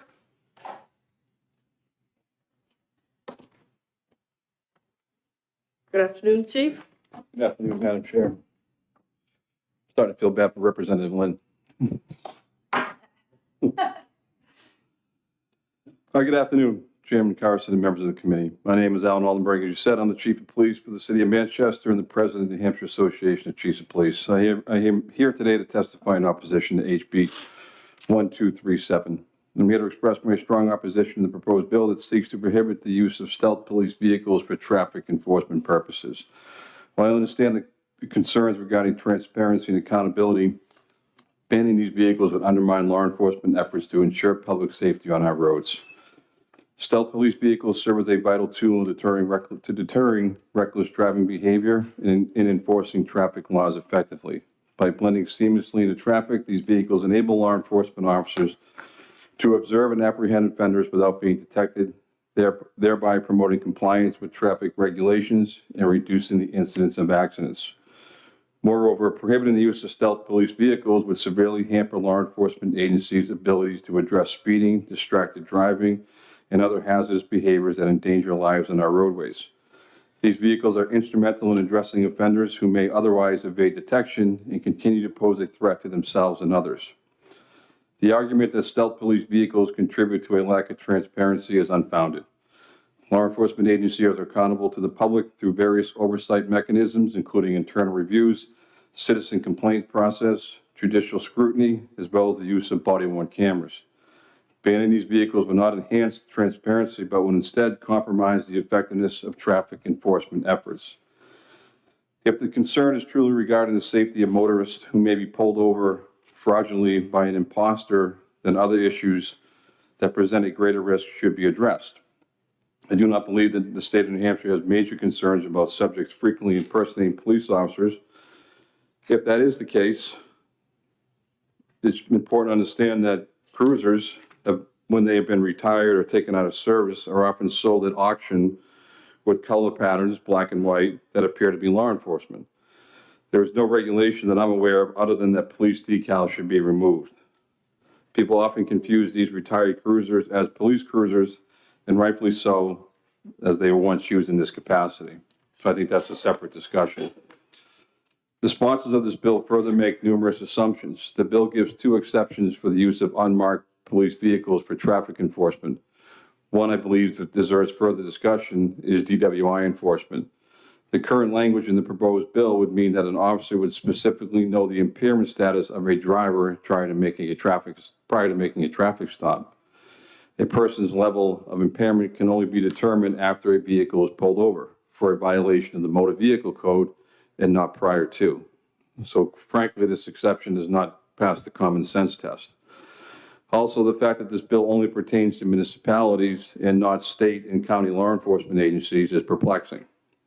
Restricting their use based on departmental distinction undermines the shared goal of promoting road safety and protecting communities. I can speak for the county sheriffs that they are opposed to this legislation as well, and I'm very confident that New Hampshire State Police are opposed as well. In conclusion, I urge you to reconsider this proposed bill and instead support measures that strengthen rather than hinder law enforcement's ability to uphold public safety on our roads. Thank you for considering my testimony. I'm happy to take any questions. Thank you very much for your testimony, Chief. Are there any questions? Chief, I don't think I've ever, I mean, maybe it's a good thing. I've never seen an unmarked police vehicle in Londonderry. From bicycles to motorcycles to ATV, they all have the seal on them. So And I think it's also important to note that the vast majority of our fleet has municipal plates on the vehicles, even if it's a traffic enforcement vehicle for that purpose. And they all are equipped with lights and sirens. The lights may be subdued, but they are still equipped as a fully functional police vehicle. I mean, even our state police, I travel 93 almost every day, and you can see the state police cruisers, but even the black ones, you can tell it's a police car just by looking at it, because it's got all the antennas, and all you have to do is look at the license That's plate. correct. I just don't, I haven't, maybe they're just really good and you just don't see them. I don't know. I'm just surprised, that's all. That was just a comment, by the way. Understood. Are there any other questions? Seeing none, Chief, thank As you. always, thank you for your time, committee members. Thank you. Okay, are there any other members of the public that would like to speak to House Bill 1237? Sir, would you like to just come forward and identify yourself for the record? Thank you, Madam Chair. Good afternoon, members of the committee. My name is Brendan Davey. I'm a captain with the New Hampshire State Police in our Operations Bureau. I have 23 years of law enforcement experience. My first DUI was for a failure to dim headlamps on Route 28 in Alton, New Hampshire, about 3 o'clock in the morning. Was blinded by a passing motorist, turned around to deal with that, and wound up with a challenge, I can tell you, thereafter. My point in bringing that up is that the statute is currently amended, or the proposed legislation as amended, with regard to the DUI or to reckless driving. Statutorily, reckless driving is codified as vehicles traveling more than 100 miles per hour, or under other circumstances such that we could demonstrate that that person really doggone well ought to know that they're subjecting themselves and others to extremely high risk of death or serious bodily injury, and that needs to be intervened in. DUI, as the chief pointed out, is the vast majority of the reasons for stops that lead to DUI are minor motor vehicle infractions. My highest DUI was for a plate light. That was the reason I stopped somebody, to let them know their plate light wasn't functioning. My last 2 DUIs were minor motor vehicle infractions. I drive one of those unmarked police cruisers for the state police. I'd be happy to give you a tour of it anytime. That sounds like an invitation for the committee for a field trip. Absolutely. Absolutely. On a nice sunny day, I'd be happy to show up. I'm only 10 minutes up the road. I would respectfully state that this legislation as written is a solution looking for a problem. I have heard as the primary reason for its being pushed forward accountability and concerns about police impersonators. I can tell you that in my 23 years in New Hampshire law enforcement, very, very small numbers of impersonators and snared up usually quite quickly because they make themselves prominent. And we're very concerned about this.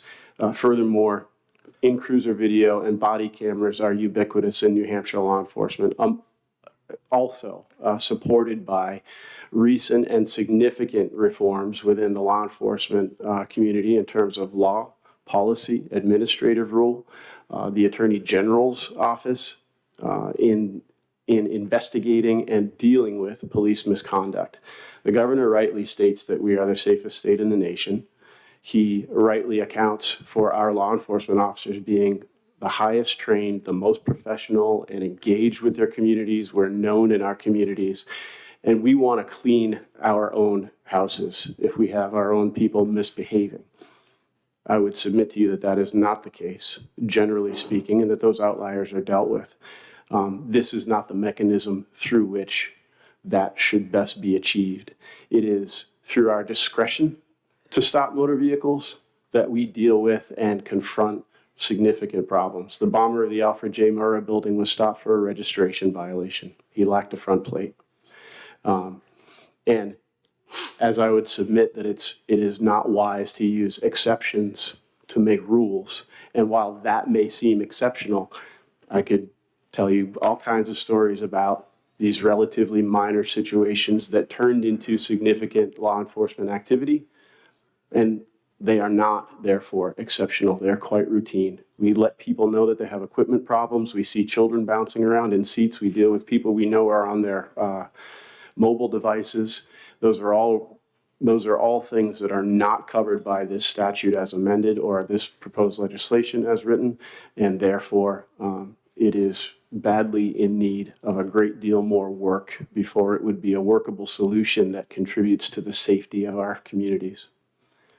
Thank you very much. Are there questions? Senator Abbas? Thank you, Madam Chair. Are there any situations where, I guess, any law enforcement agency that you're aware of that they're actually using the stealth or ghost lettering on vehicles specifically for traffic stops? Yes, sir. Great question. And a really important one. New Hampshire State Police manages our National Highway Traffic Safety Administration initiatives. And so while unmarked vehicles are generally used by administrators, such as me, and detectives, it is exactly those people who are used as supplemental forces for those initiatives. So click it or ticket, seatbelt initiatives, impaired driving, and other initiatives are all strongly supported by the administrators who generally work in offices or detecting or investigating serious crimes and whose primary role is not patrol.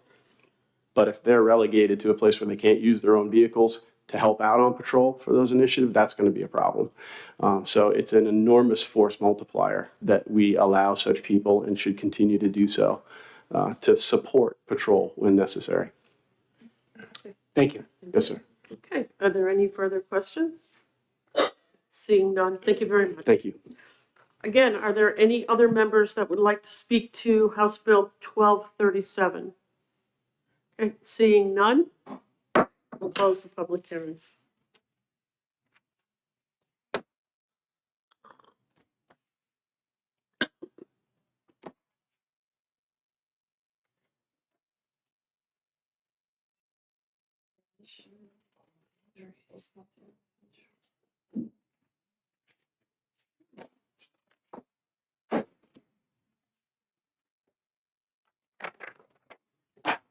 Thank you.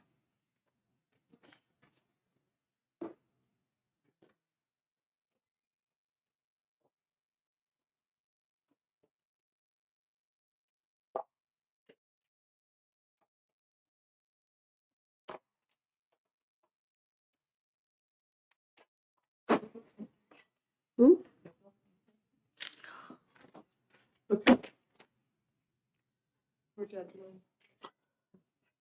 Judge, are you here to open this one?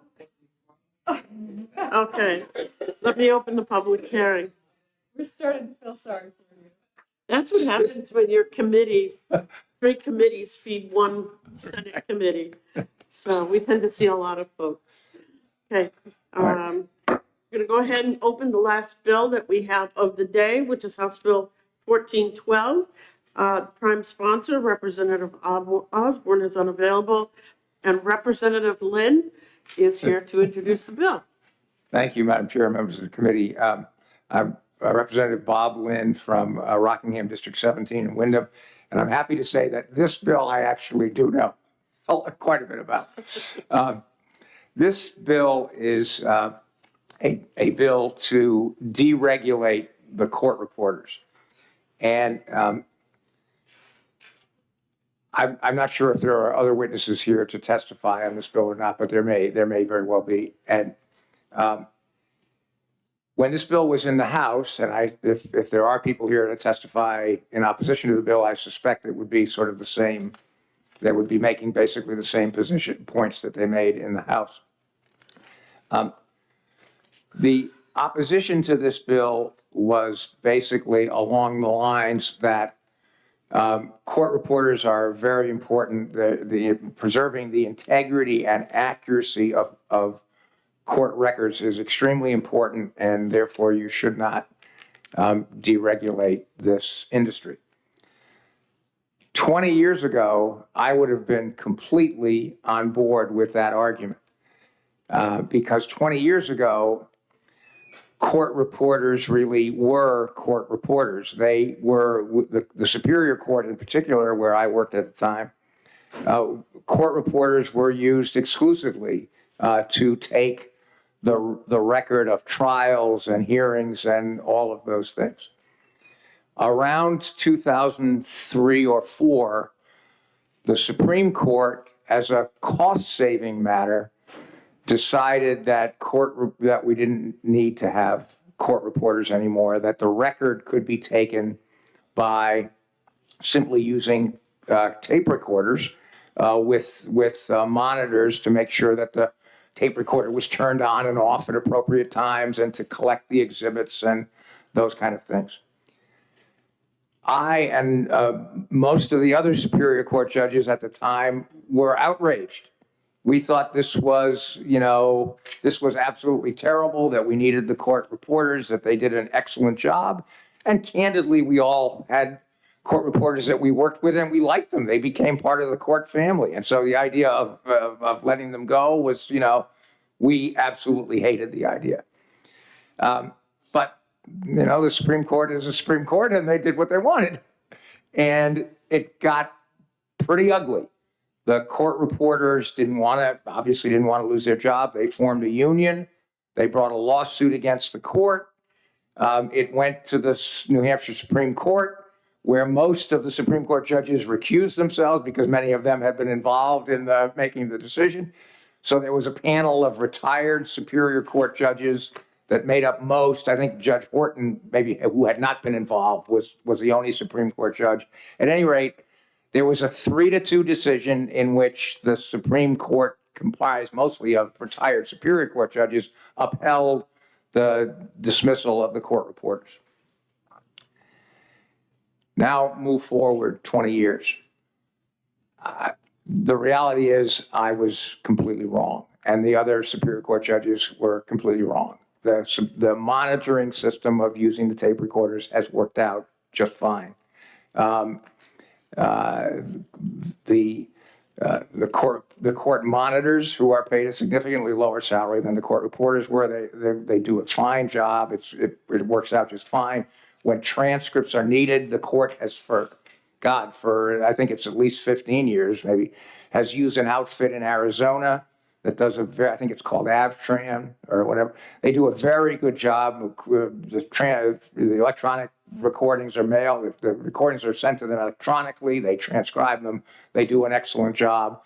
Have there been occasional mishaps where our transcript is not accurate? Yes, that's true. But there were occasional mishaps when we had the court reporters also. So there's been no significant, if any, in any regard, decrease in the quality.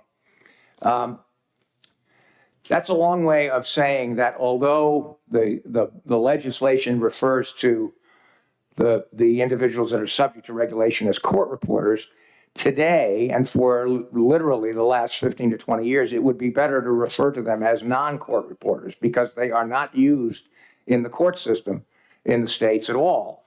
And typically what they do now is they take depositions in litigation, maybe they may take a record in some other things where there's, where it's necessary to have a verbatim record, but they're not involved in the court system at all.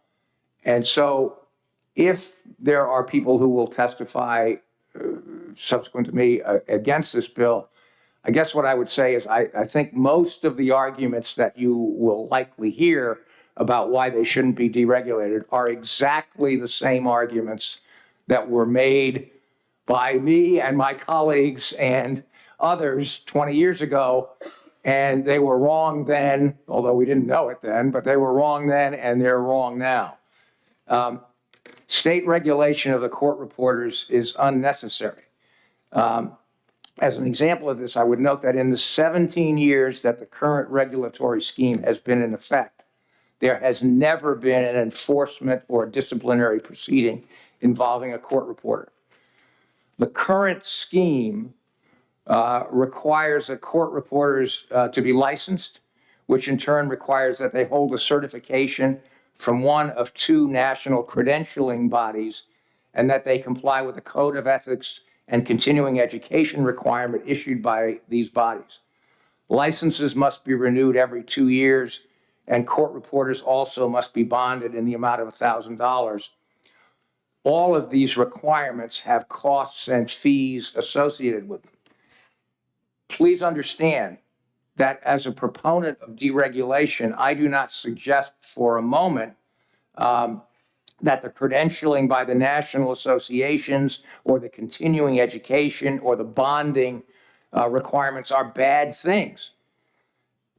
We who support deregulation simply say that there is no reason for the state to be involved in any of this. The people who use court reporters, I think this is particularly important to understand, are a sophisticated group. They are mostly attorneys or other professionals. If they want a court reporter who has one of the national credentials or has complied with the continuing education requirements or is bonded, they can make any or all of those things requirements of their contract with the court reporter.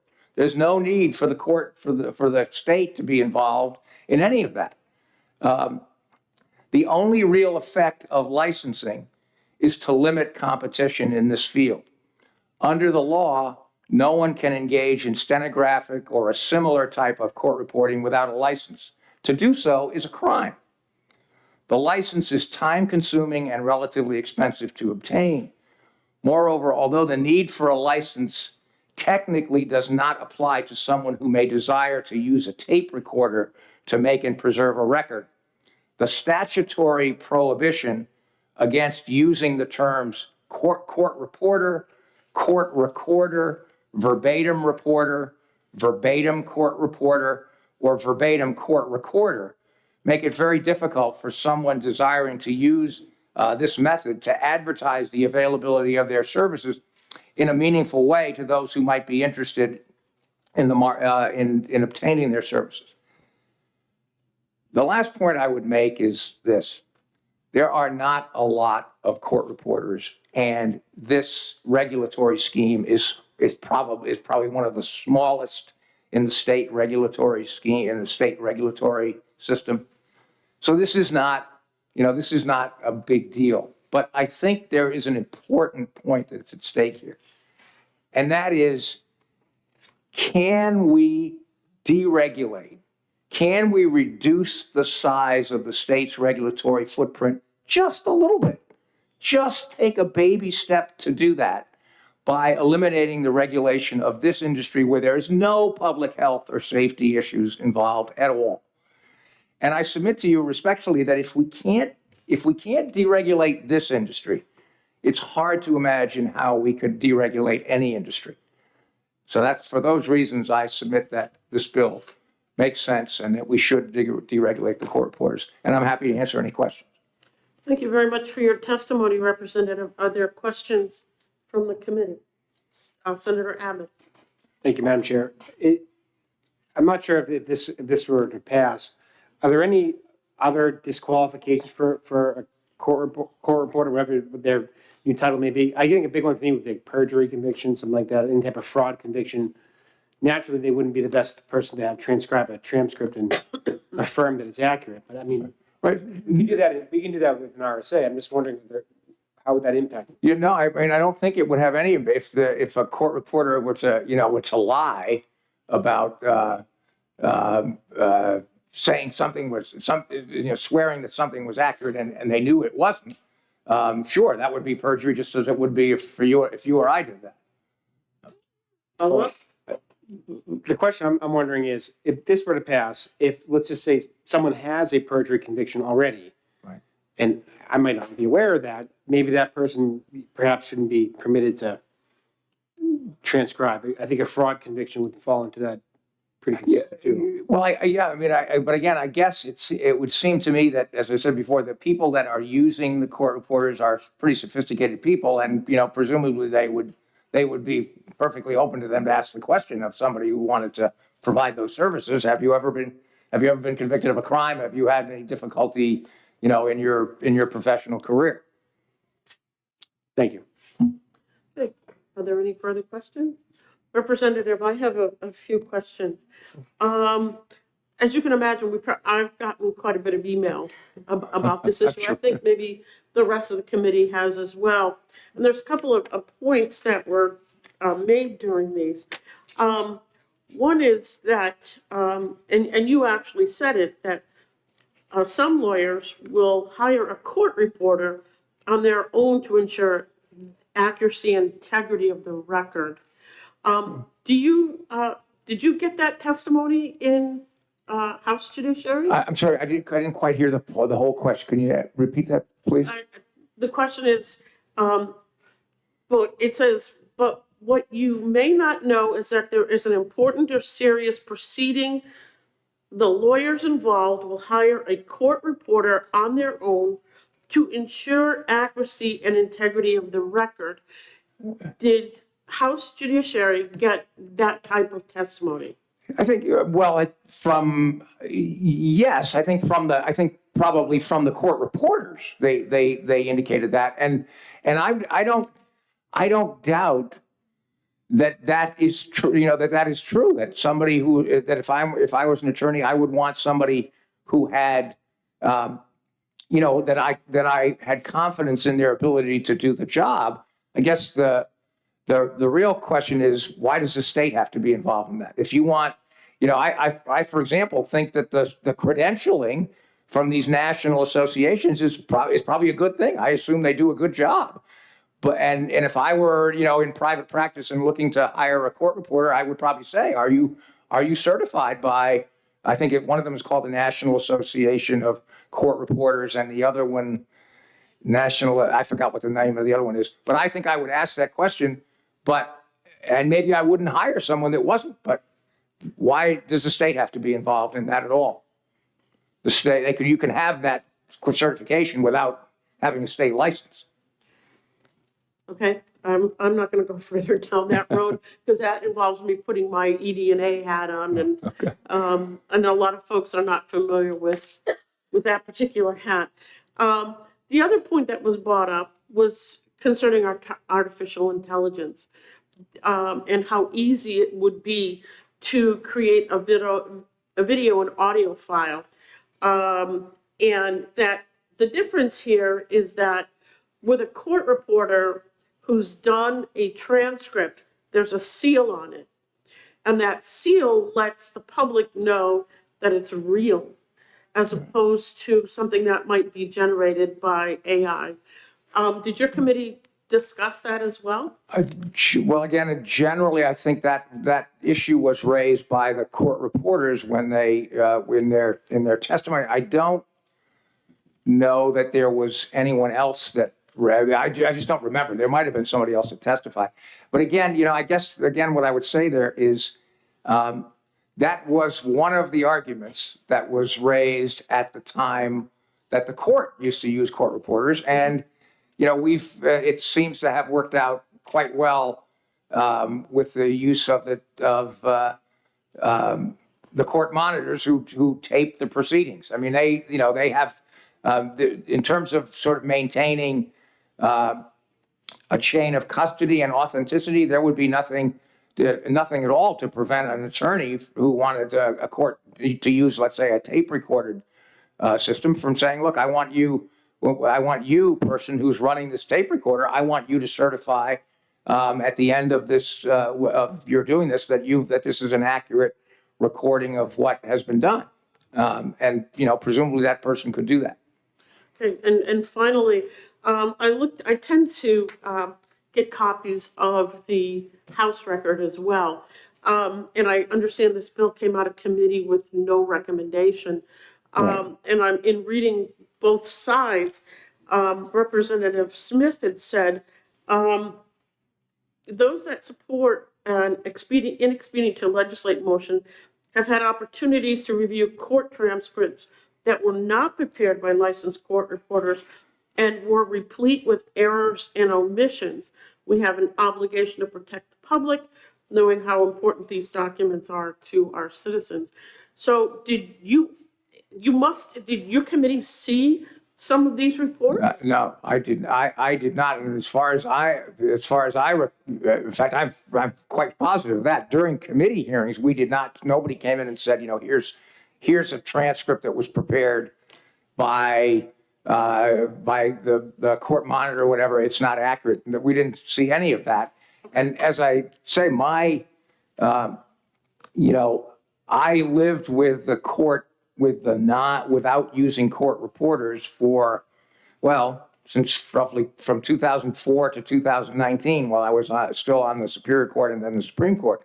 And as I said before, were there occasions, when there was some inaccuracy in one of those transcripts? Sure, but there were occasions when there were inaccuracies in court reporter transcripts too. It doesn't happen often in either context, but if there had been any sort of systematic problem with the new system, so to speak, that the court began using in 2004, we would have heard about it and we would have done something about it. And there wasn't anything like that. Okay, thank you. Thank you very much, Representative. Are there any further questions? Seeing none, Thank you. You're off the hot seat now for today. Okay, next we're going to call Catherine Sweeney.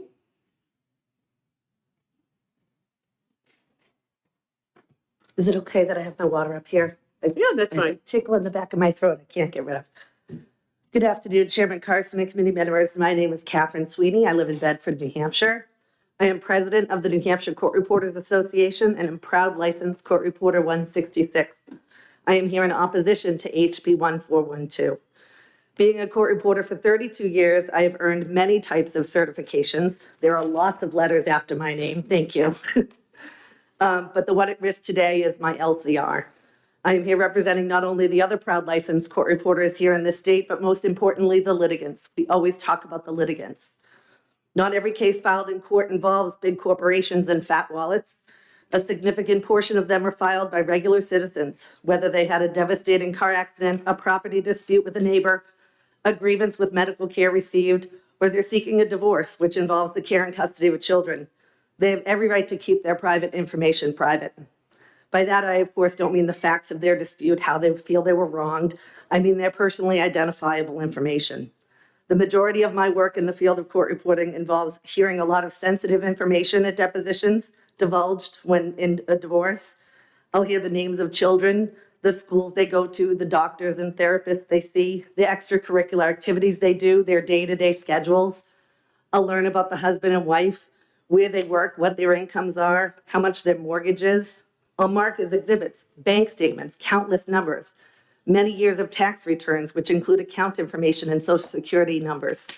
You can't prevent that information being exposed to the court reporters, but you can prevent it from being disclosed to unlicensed and unauthorized individuals by maintaining our licensure and ethical obligations. As a licensed court reporter in New Hampshire, it all stays safe with me. I am ethically bound not to disclose any of that information. Licensing and certification are in and of themselves different, but they do go hand in hand. You should never have one without the other. Certifications are earned from our national association, the National Court Reporters Association, by testing our speed and accuracy, as well as grammar, spelling, basic knowledge of court procedures. There are lots of different certifications one can test for, all with varying speeds and competencies. But the National Court Reporters Association does not issue licenses to court reporters to work in any state. They are the governing body that other states rely on to provide testing and basic guidelines to be a professional court reporter. The certifications they issue are purposely standardized so that other states do not need to come up with their own testing, which is costly to administer. It is up to the individual states to require that certification as a baseline and then issue licenses per each state's specific rules and regulations. As a stenographer, in order to obtain my LCR license status in New Hampshire, you need to pass the National Register Professional Reporter exam. It involves a 100-question written knowledge test, as well as 3 different steno skill exams, ranging from 180 words per minute to 225. Submitting transcripts with at least a 96% accuracy rate. I, on a daily basis, write at over 99% every day. Once issued the LCR, we are required to follow RSA 310A 161 through 181. They include things like the surety bond, following NCRA's Code of Ethics, disciplinary rules, and taking continuing education classes, which keep us up to date with technological advances, cybersecurity, data encryption, and ethical obligations. It also prohibits someone who's not licensed by calling themselves any variation of court reporter, so the general public is not misled as to the services and standards expected of any licensee. Taking our licensure away means that court reporters are no longer bound by the rules. We are not required to be members of NCRA. If you take away our licensure, we are not bound by any professional code of ethics or anything related to that. More importantly, anyone could come into a deposition setting, slap a tape recorder on the table, record the proceedings, and then send that recording out to who knows where in the world to get transcribed. Where is the chain of custody? Who's keeping track of where that recording goes? How many people are going to hear all of that sensitive information I mentioned? And as to your point, more concerning is the up and coming popularity of ASR, which is the automatic speech recognition, the Siri on your phone, or AI, the artificial intelligence, which is predictive text and puts in guesses as to what was said when technological problems happen. Not what the person said, but what AI thinks was said. That's not a way to judge a case. I do not see them as a threat to me or my job. I see them as a huge liability to the public. If there is no regulation, no authority, no recourse, and yes, we have not had any disciplinary problems because court reporters follow the rules. If there's no recourse with another methodology of capturing the record, knowing to complain to when a problem arises, what is the public supposed to do?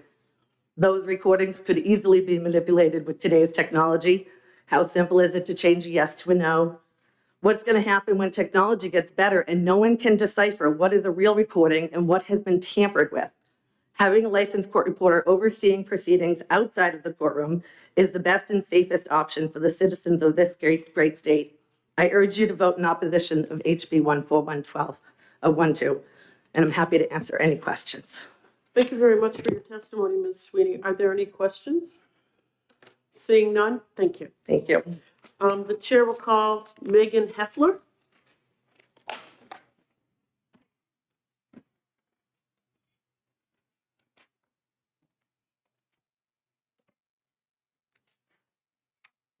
Good afternoon, Madam Chair and committee members. Thank you for letting me appear today. My name is Megan Heffler. I come from Northampton, New Hampshire. I am New Hampshire licensed court reporter number 61. I have been a court reporter, also known as a court stenographer, shorthand court reporter, shorthand reporter, stenographer, but I have been doing all of that since 1978. So that's quite a bit of time. I won't reiterate anything that Catherine said because she really covered all the bases. But I do have to respond to some of Representative Lynn's comments. First of all, when he says that the current state of affairs with the electronic recordings, which are transcribed in Arizona by a company called eScribers, he said they're just fine, quote unquote. They're not just fine. And I will not go into that in depth today because you're going to be hearing about why they're not just fine on Thursday when you could take on House Bill 1266. It has to do with do-it-yourself recording opportunities for litigants in court, and I will let those folks discuss what's wrong with the current state of the transcripts through the electronic recording system in New Hampshire. So let me move on to my next thing. As Catherine said, there hasn't been, and Representative Lynn said, there hasn't been any discipline because the system is working. I'm saying it's not broken. We are extremely ethical, highly skilled professionals that follow a national code of ethics, and it is working. We have very little, I think I see Lindsay Cordy here, and if she has something else to say to counter that, I will let her speak to that. But to my knowledge, none of my peers have been disciplined. I think what has happened in the disciplinary realm is people that are unlicensed have come here and maybe reported a deposition here or there. What we haven't talked about in great detail is that, yes, lawyers know who to hire for court reporting services, but it's not just lawyers. There are pro se litigants that need court reporting services. And they need to know that they could look up on a list, the roster of the OPLC, and get a licensed court reporter. And all of that comes with it, meaning a $1,000 surety bond, my CEUs, my credentials from my national association. And we are not trying to limit competition. The electronic recording folks have their own association. It's called the AAERT, and they can get certified as certified electronic transcribers.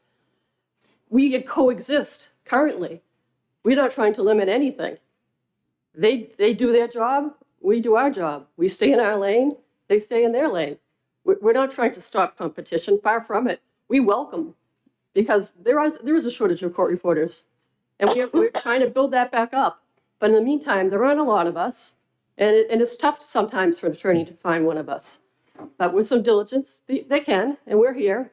I'm 65 and I'm still working, and I still love it. Finally, yeah, we are a small number. Oh, I just touched on that. But I want you to consider this in my closing remark. We are a female-dominated profession. 90% of court reporters are female. This is not the first time that the legislature has sought to deregulate female-dominated professions.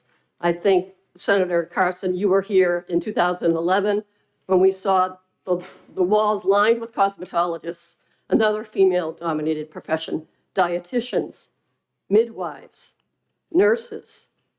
The optics for the state of New Hampshire are not good when you repeatedly are targeting female-dominated professions for elimination of their licensure.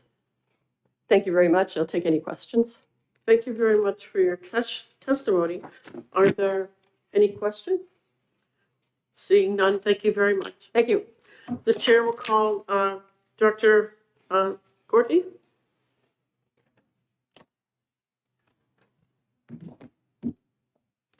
Good afternoon, Madam Chair, members of the committee. Lindsay Courtney, Executive Director, Office of Professional Licensure and Certification. I don't have any planned remarks. I just wanted to note that the office is not taking a position on this particular bill. The Advisory Board of Court Reporters does oppose this bill. I think Judge Lynn gave a good overview of kind of the different arguments and support and opposition. I'm really just here to answer any questions that you may have. There was one question earlier from Senator Abbas. I know that he stepped out regarding criminal history records checks. We do them state only. We're not authorized to do the FBI criminal history records check. But in New Hampshire, it's very, very, very rare for us to be able to deny a license generally based on a criminal history records check. Basically, the onus is on the licensing body to prove, based on clear and convincing evidence, that the person is more likely to offend with the license than without it. And we've never had occasion for court reporters to be able to deny license on that basis. So anyways, I'm happy to answer any questions you may have. Thank you very much, Director Courtney. Are there any questions? Seeing none? Thank you for your time. Okay, are there any other members of the public who would like to speak to House Bill 1412? Okay, seeing none, we'll close the public hearing. The committee will be in recess. What time's that? What time do you have to leave? Actually, 4:15 hard. I'm sorry, what? To come back? Oh, okay, we're gonna be in recess until, oh my goodness, I wish I'd known that. We have to do. And I'll be here. Stay for them, but as early as little time as we need to talk.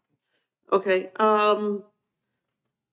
it's 25:15. Is 25. We'll take up, okay. The committee will be in recess until 3:25. Okay. Can we go to your place? Do you know where Daryl is?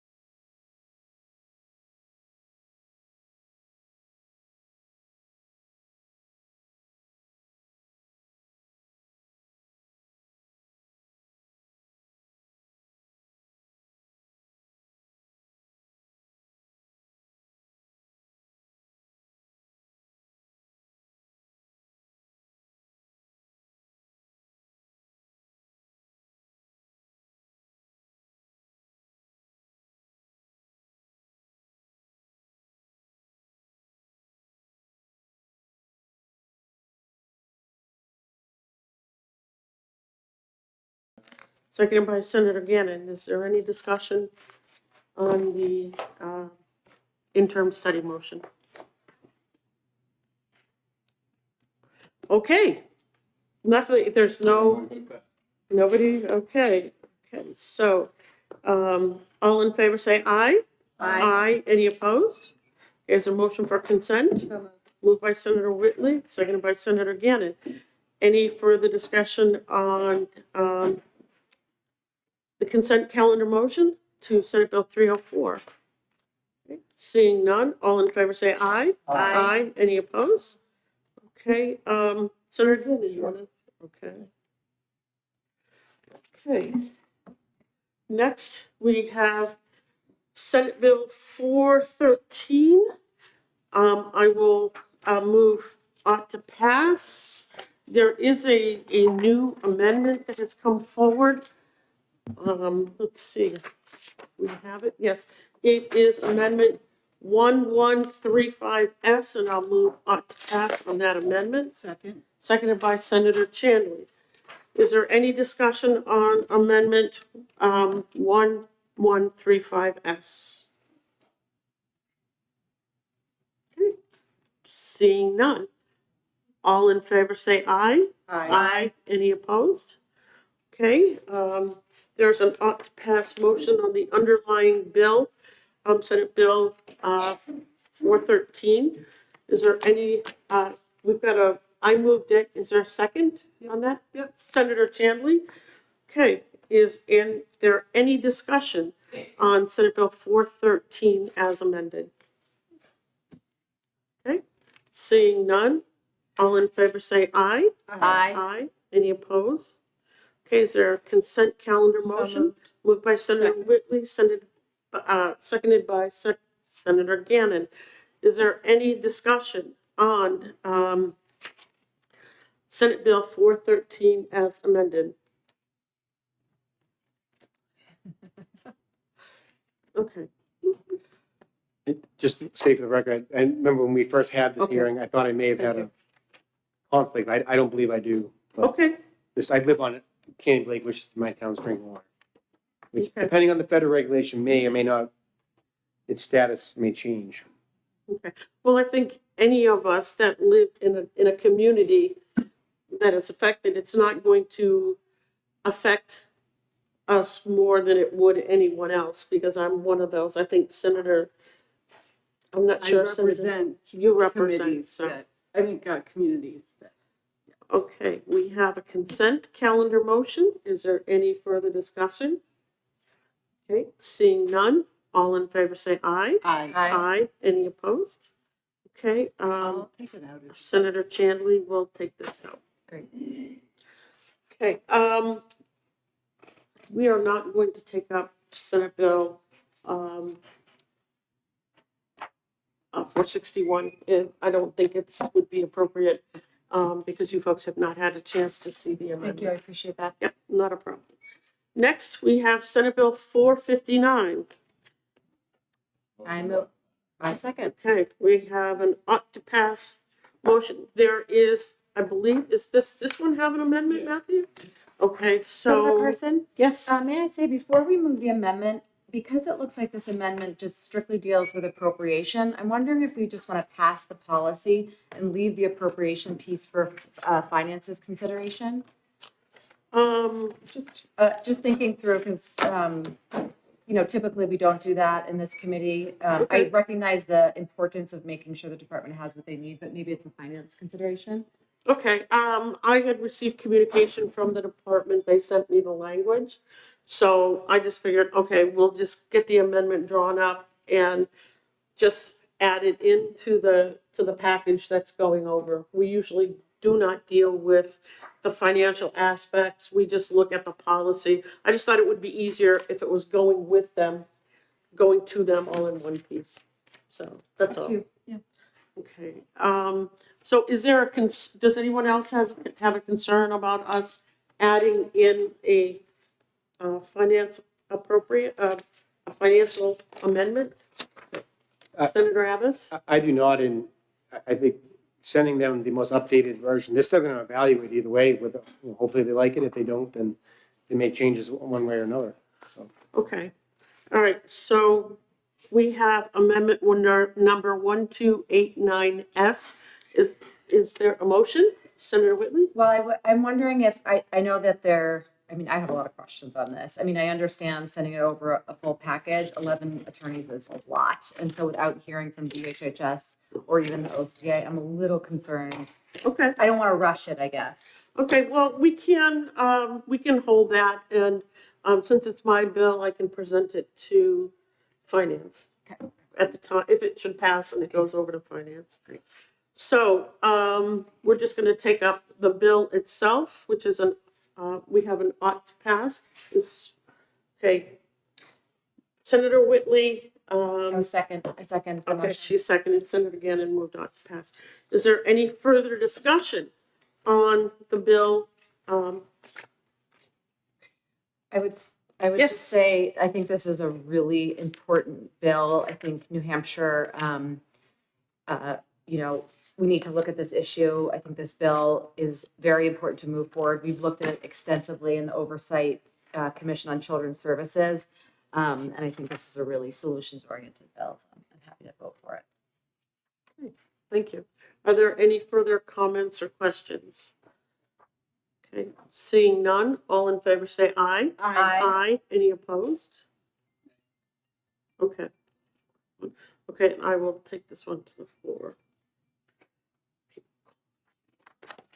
Okay. Next, we have Senate Bill 463. I move on to pass. Okay, we have a motion of ought to pass.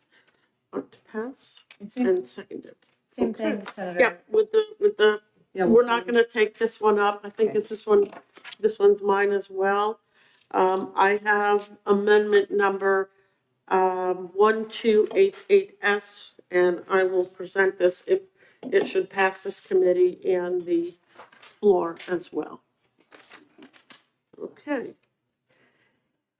Is there any further discussion on Senate Bill 463? Okay, seeing none, all in favor say aye. Aye. Any opposed? Okay, Move consent. okay, Senator Whitley moves consent. Is there a discussion with the consent calendar motion? Okay, seeing none, all in favor say aye. Aye. Any opposed? Okay, I will also do this one, Matthew. Next, we have Senate Bill 562. I'll move on to pass. Is there a second by Senator Gannon? Is there any discussion on Senate Bill 562? Senator Whitley. Thank you. I am really sad that we have to vote on this bill. I thought we could also send this to interim study. I think this, clearly promotes the exclusion of transgender people from, really all settings, all works, sports, bathrooms, safer carceral settings. These are like very important aspects to navigating life as a transgender person. I think there's very real concerns that this violates state and federal anti-discrimination laws. It also creates an avenue to increase discrimination and harassment. We know that, there was a recent study showing that in states where there are bills targeting trans children, the hate crimes in schools have quadrupled. And so we're sending a real message to our community by passing bills like this. We know that LGBTQ plus youth, they are 4 times more likely to attempt suicide than their peers. And I think, having a bill targeting this incredibly vulnerable community, because that's what they are. This is one of the most vulnerable groups of young people we have in our state. And a bill like this is only going to create more harm and harassment for this group. Are there any further comments or questions? Okay. Senator Rabbids? I guess for me, particularly with sports, it's always, the tradition is going back as far as I think the history books go, it's always been based on biological sex or biological gender. So I don't think this is targeting anyone. I think it's just maintaining the integrity of the sport itself. No one's being denied the right to actually participate in the sport.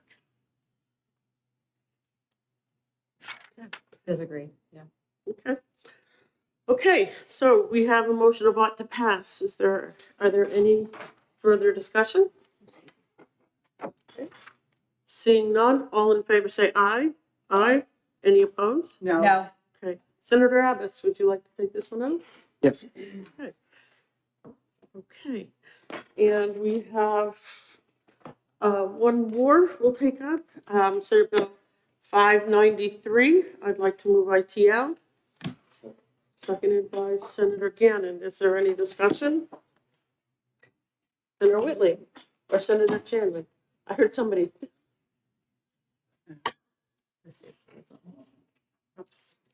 Yeah, I will say that we've talked a lot in this committee, so I am not voting for the ITL. We've talked a lot about in this committee about deterrence, and here we have a bill focused on deterrence, and we're not gonna support it. I think that's inconsistent with prior statements made in here. This is not a Second Amendment issue. There is a Supreme Court case related to this. The Heller opinion specifically calls out sensitive places and the ability to regulate those areas without violating the Second Amendment. If there was ever a sensitive place in which we would, regulate, it would be schools. These are our most precious, most vulnerable Granite Staters, and we have the obligation to keep them safe. This is a very common sense bill, and I'm very sad we can't pass it today. Okay. Madam Senator Chandler? Thank you, Madam Chair. I agree with my colleague that this is a reasonable bill. Just as she said that we want to have it is reasonable and appropriate to have certain places where firearms are not allowed except by authorized individuals. And we know we do this in our courts, and I think it would be entirely appropriate to do this in our schools. Okay, thank you. Are there any for Senator Abbott's? Thank you, Madam Chair. First of all, I don't think anyone's advocating for people to bring firearms to school or on school property. That's not what's happening here. The school, there's also a separate RSA that allows the school to make, to restrict students from bringing firearms on school property. That's already existing law in New Hampshire. I understand that the perception that that's being presented, this will keep students safe, but it actually, in reality, I'm not real clear what it's doing to keep someone, at least the students or the staff, safe. It doesn't actually address like what the potential harms could be. The mere fact that firearms on the premise of the school is not the issue. It's someone there to potentially cause harm to the students. But that someone who has that intent or that in their head or their heart, I'm not confident it's going to follow the law either way.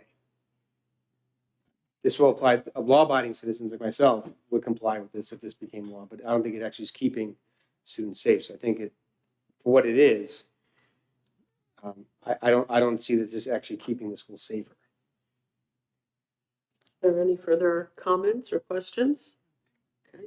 Seeing none, we have a motion of ITL. Is there any further discussion? Seeing none, all in favor say aye. Aye. Any opposed? No. Okay. Senator Abbott, you want to take this one out? Okay. Yes.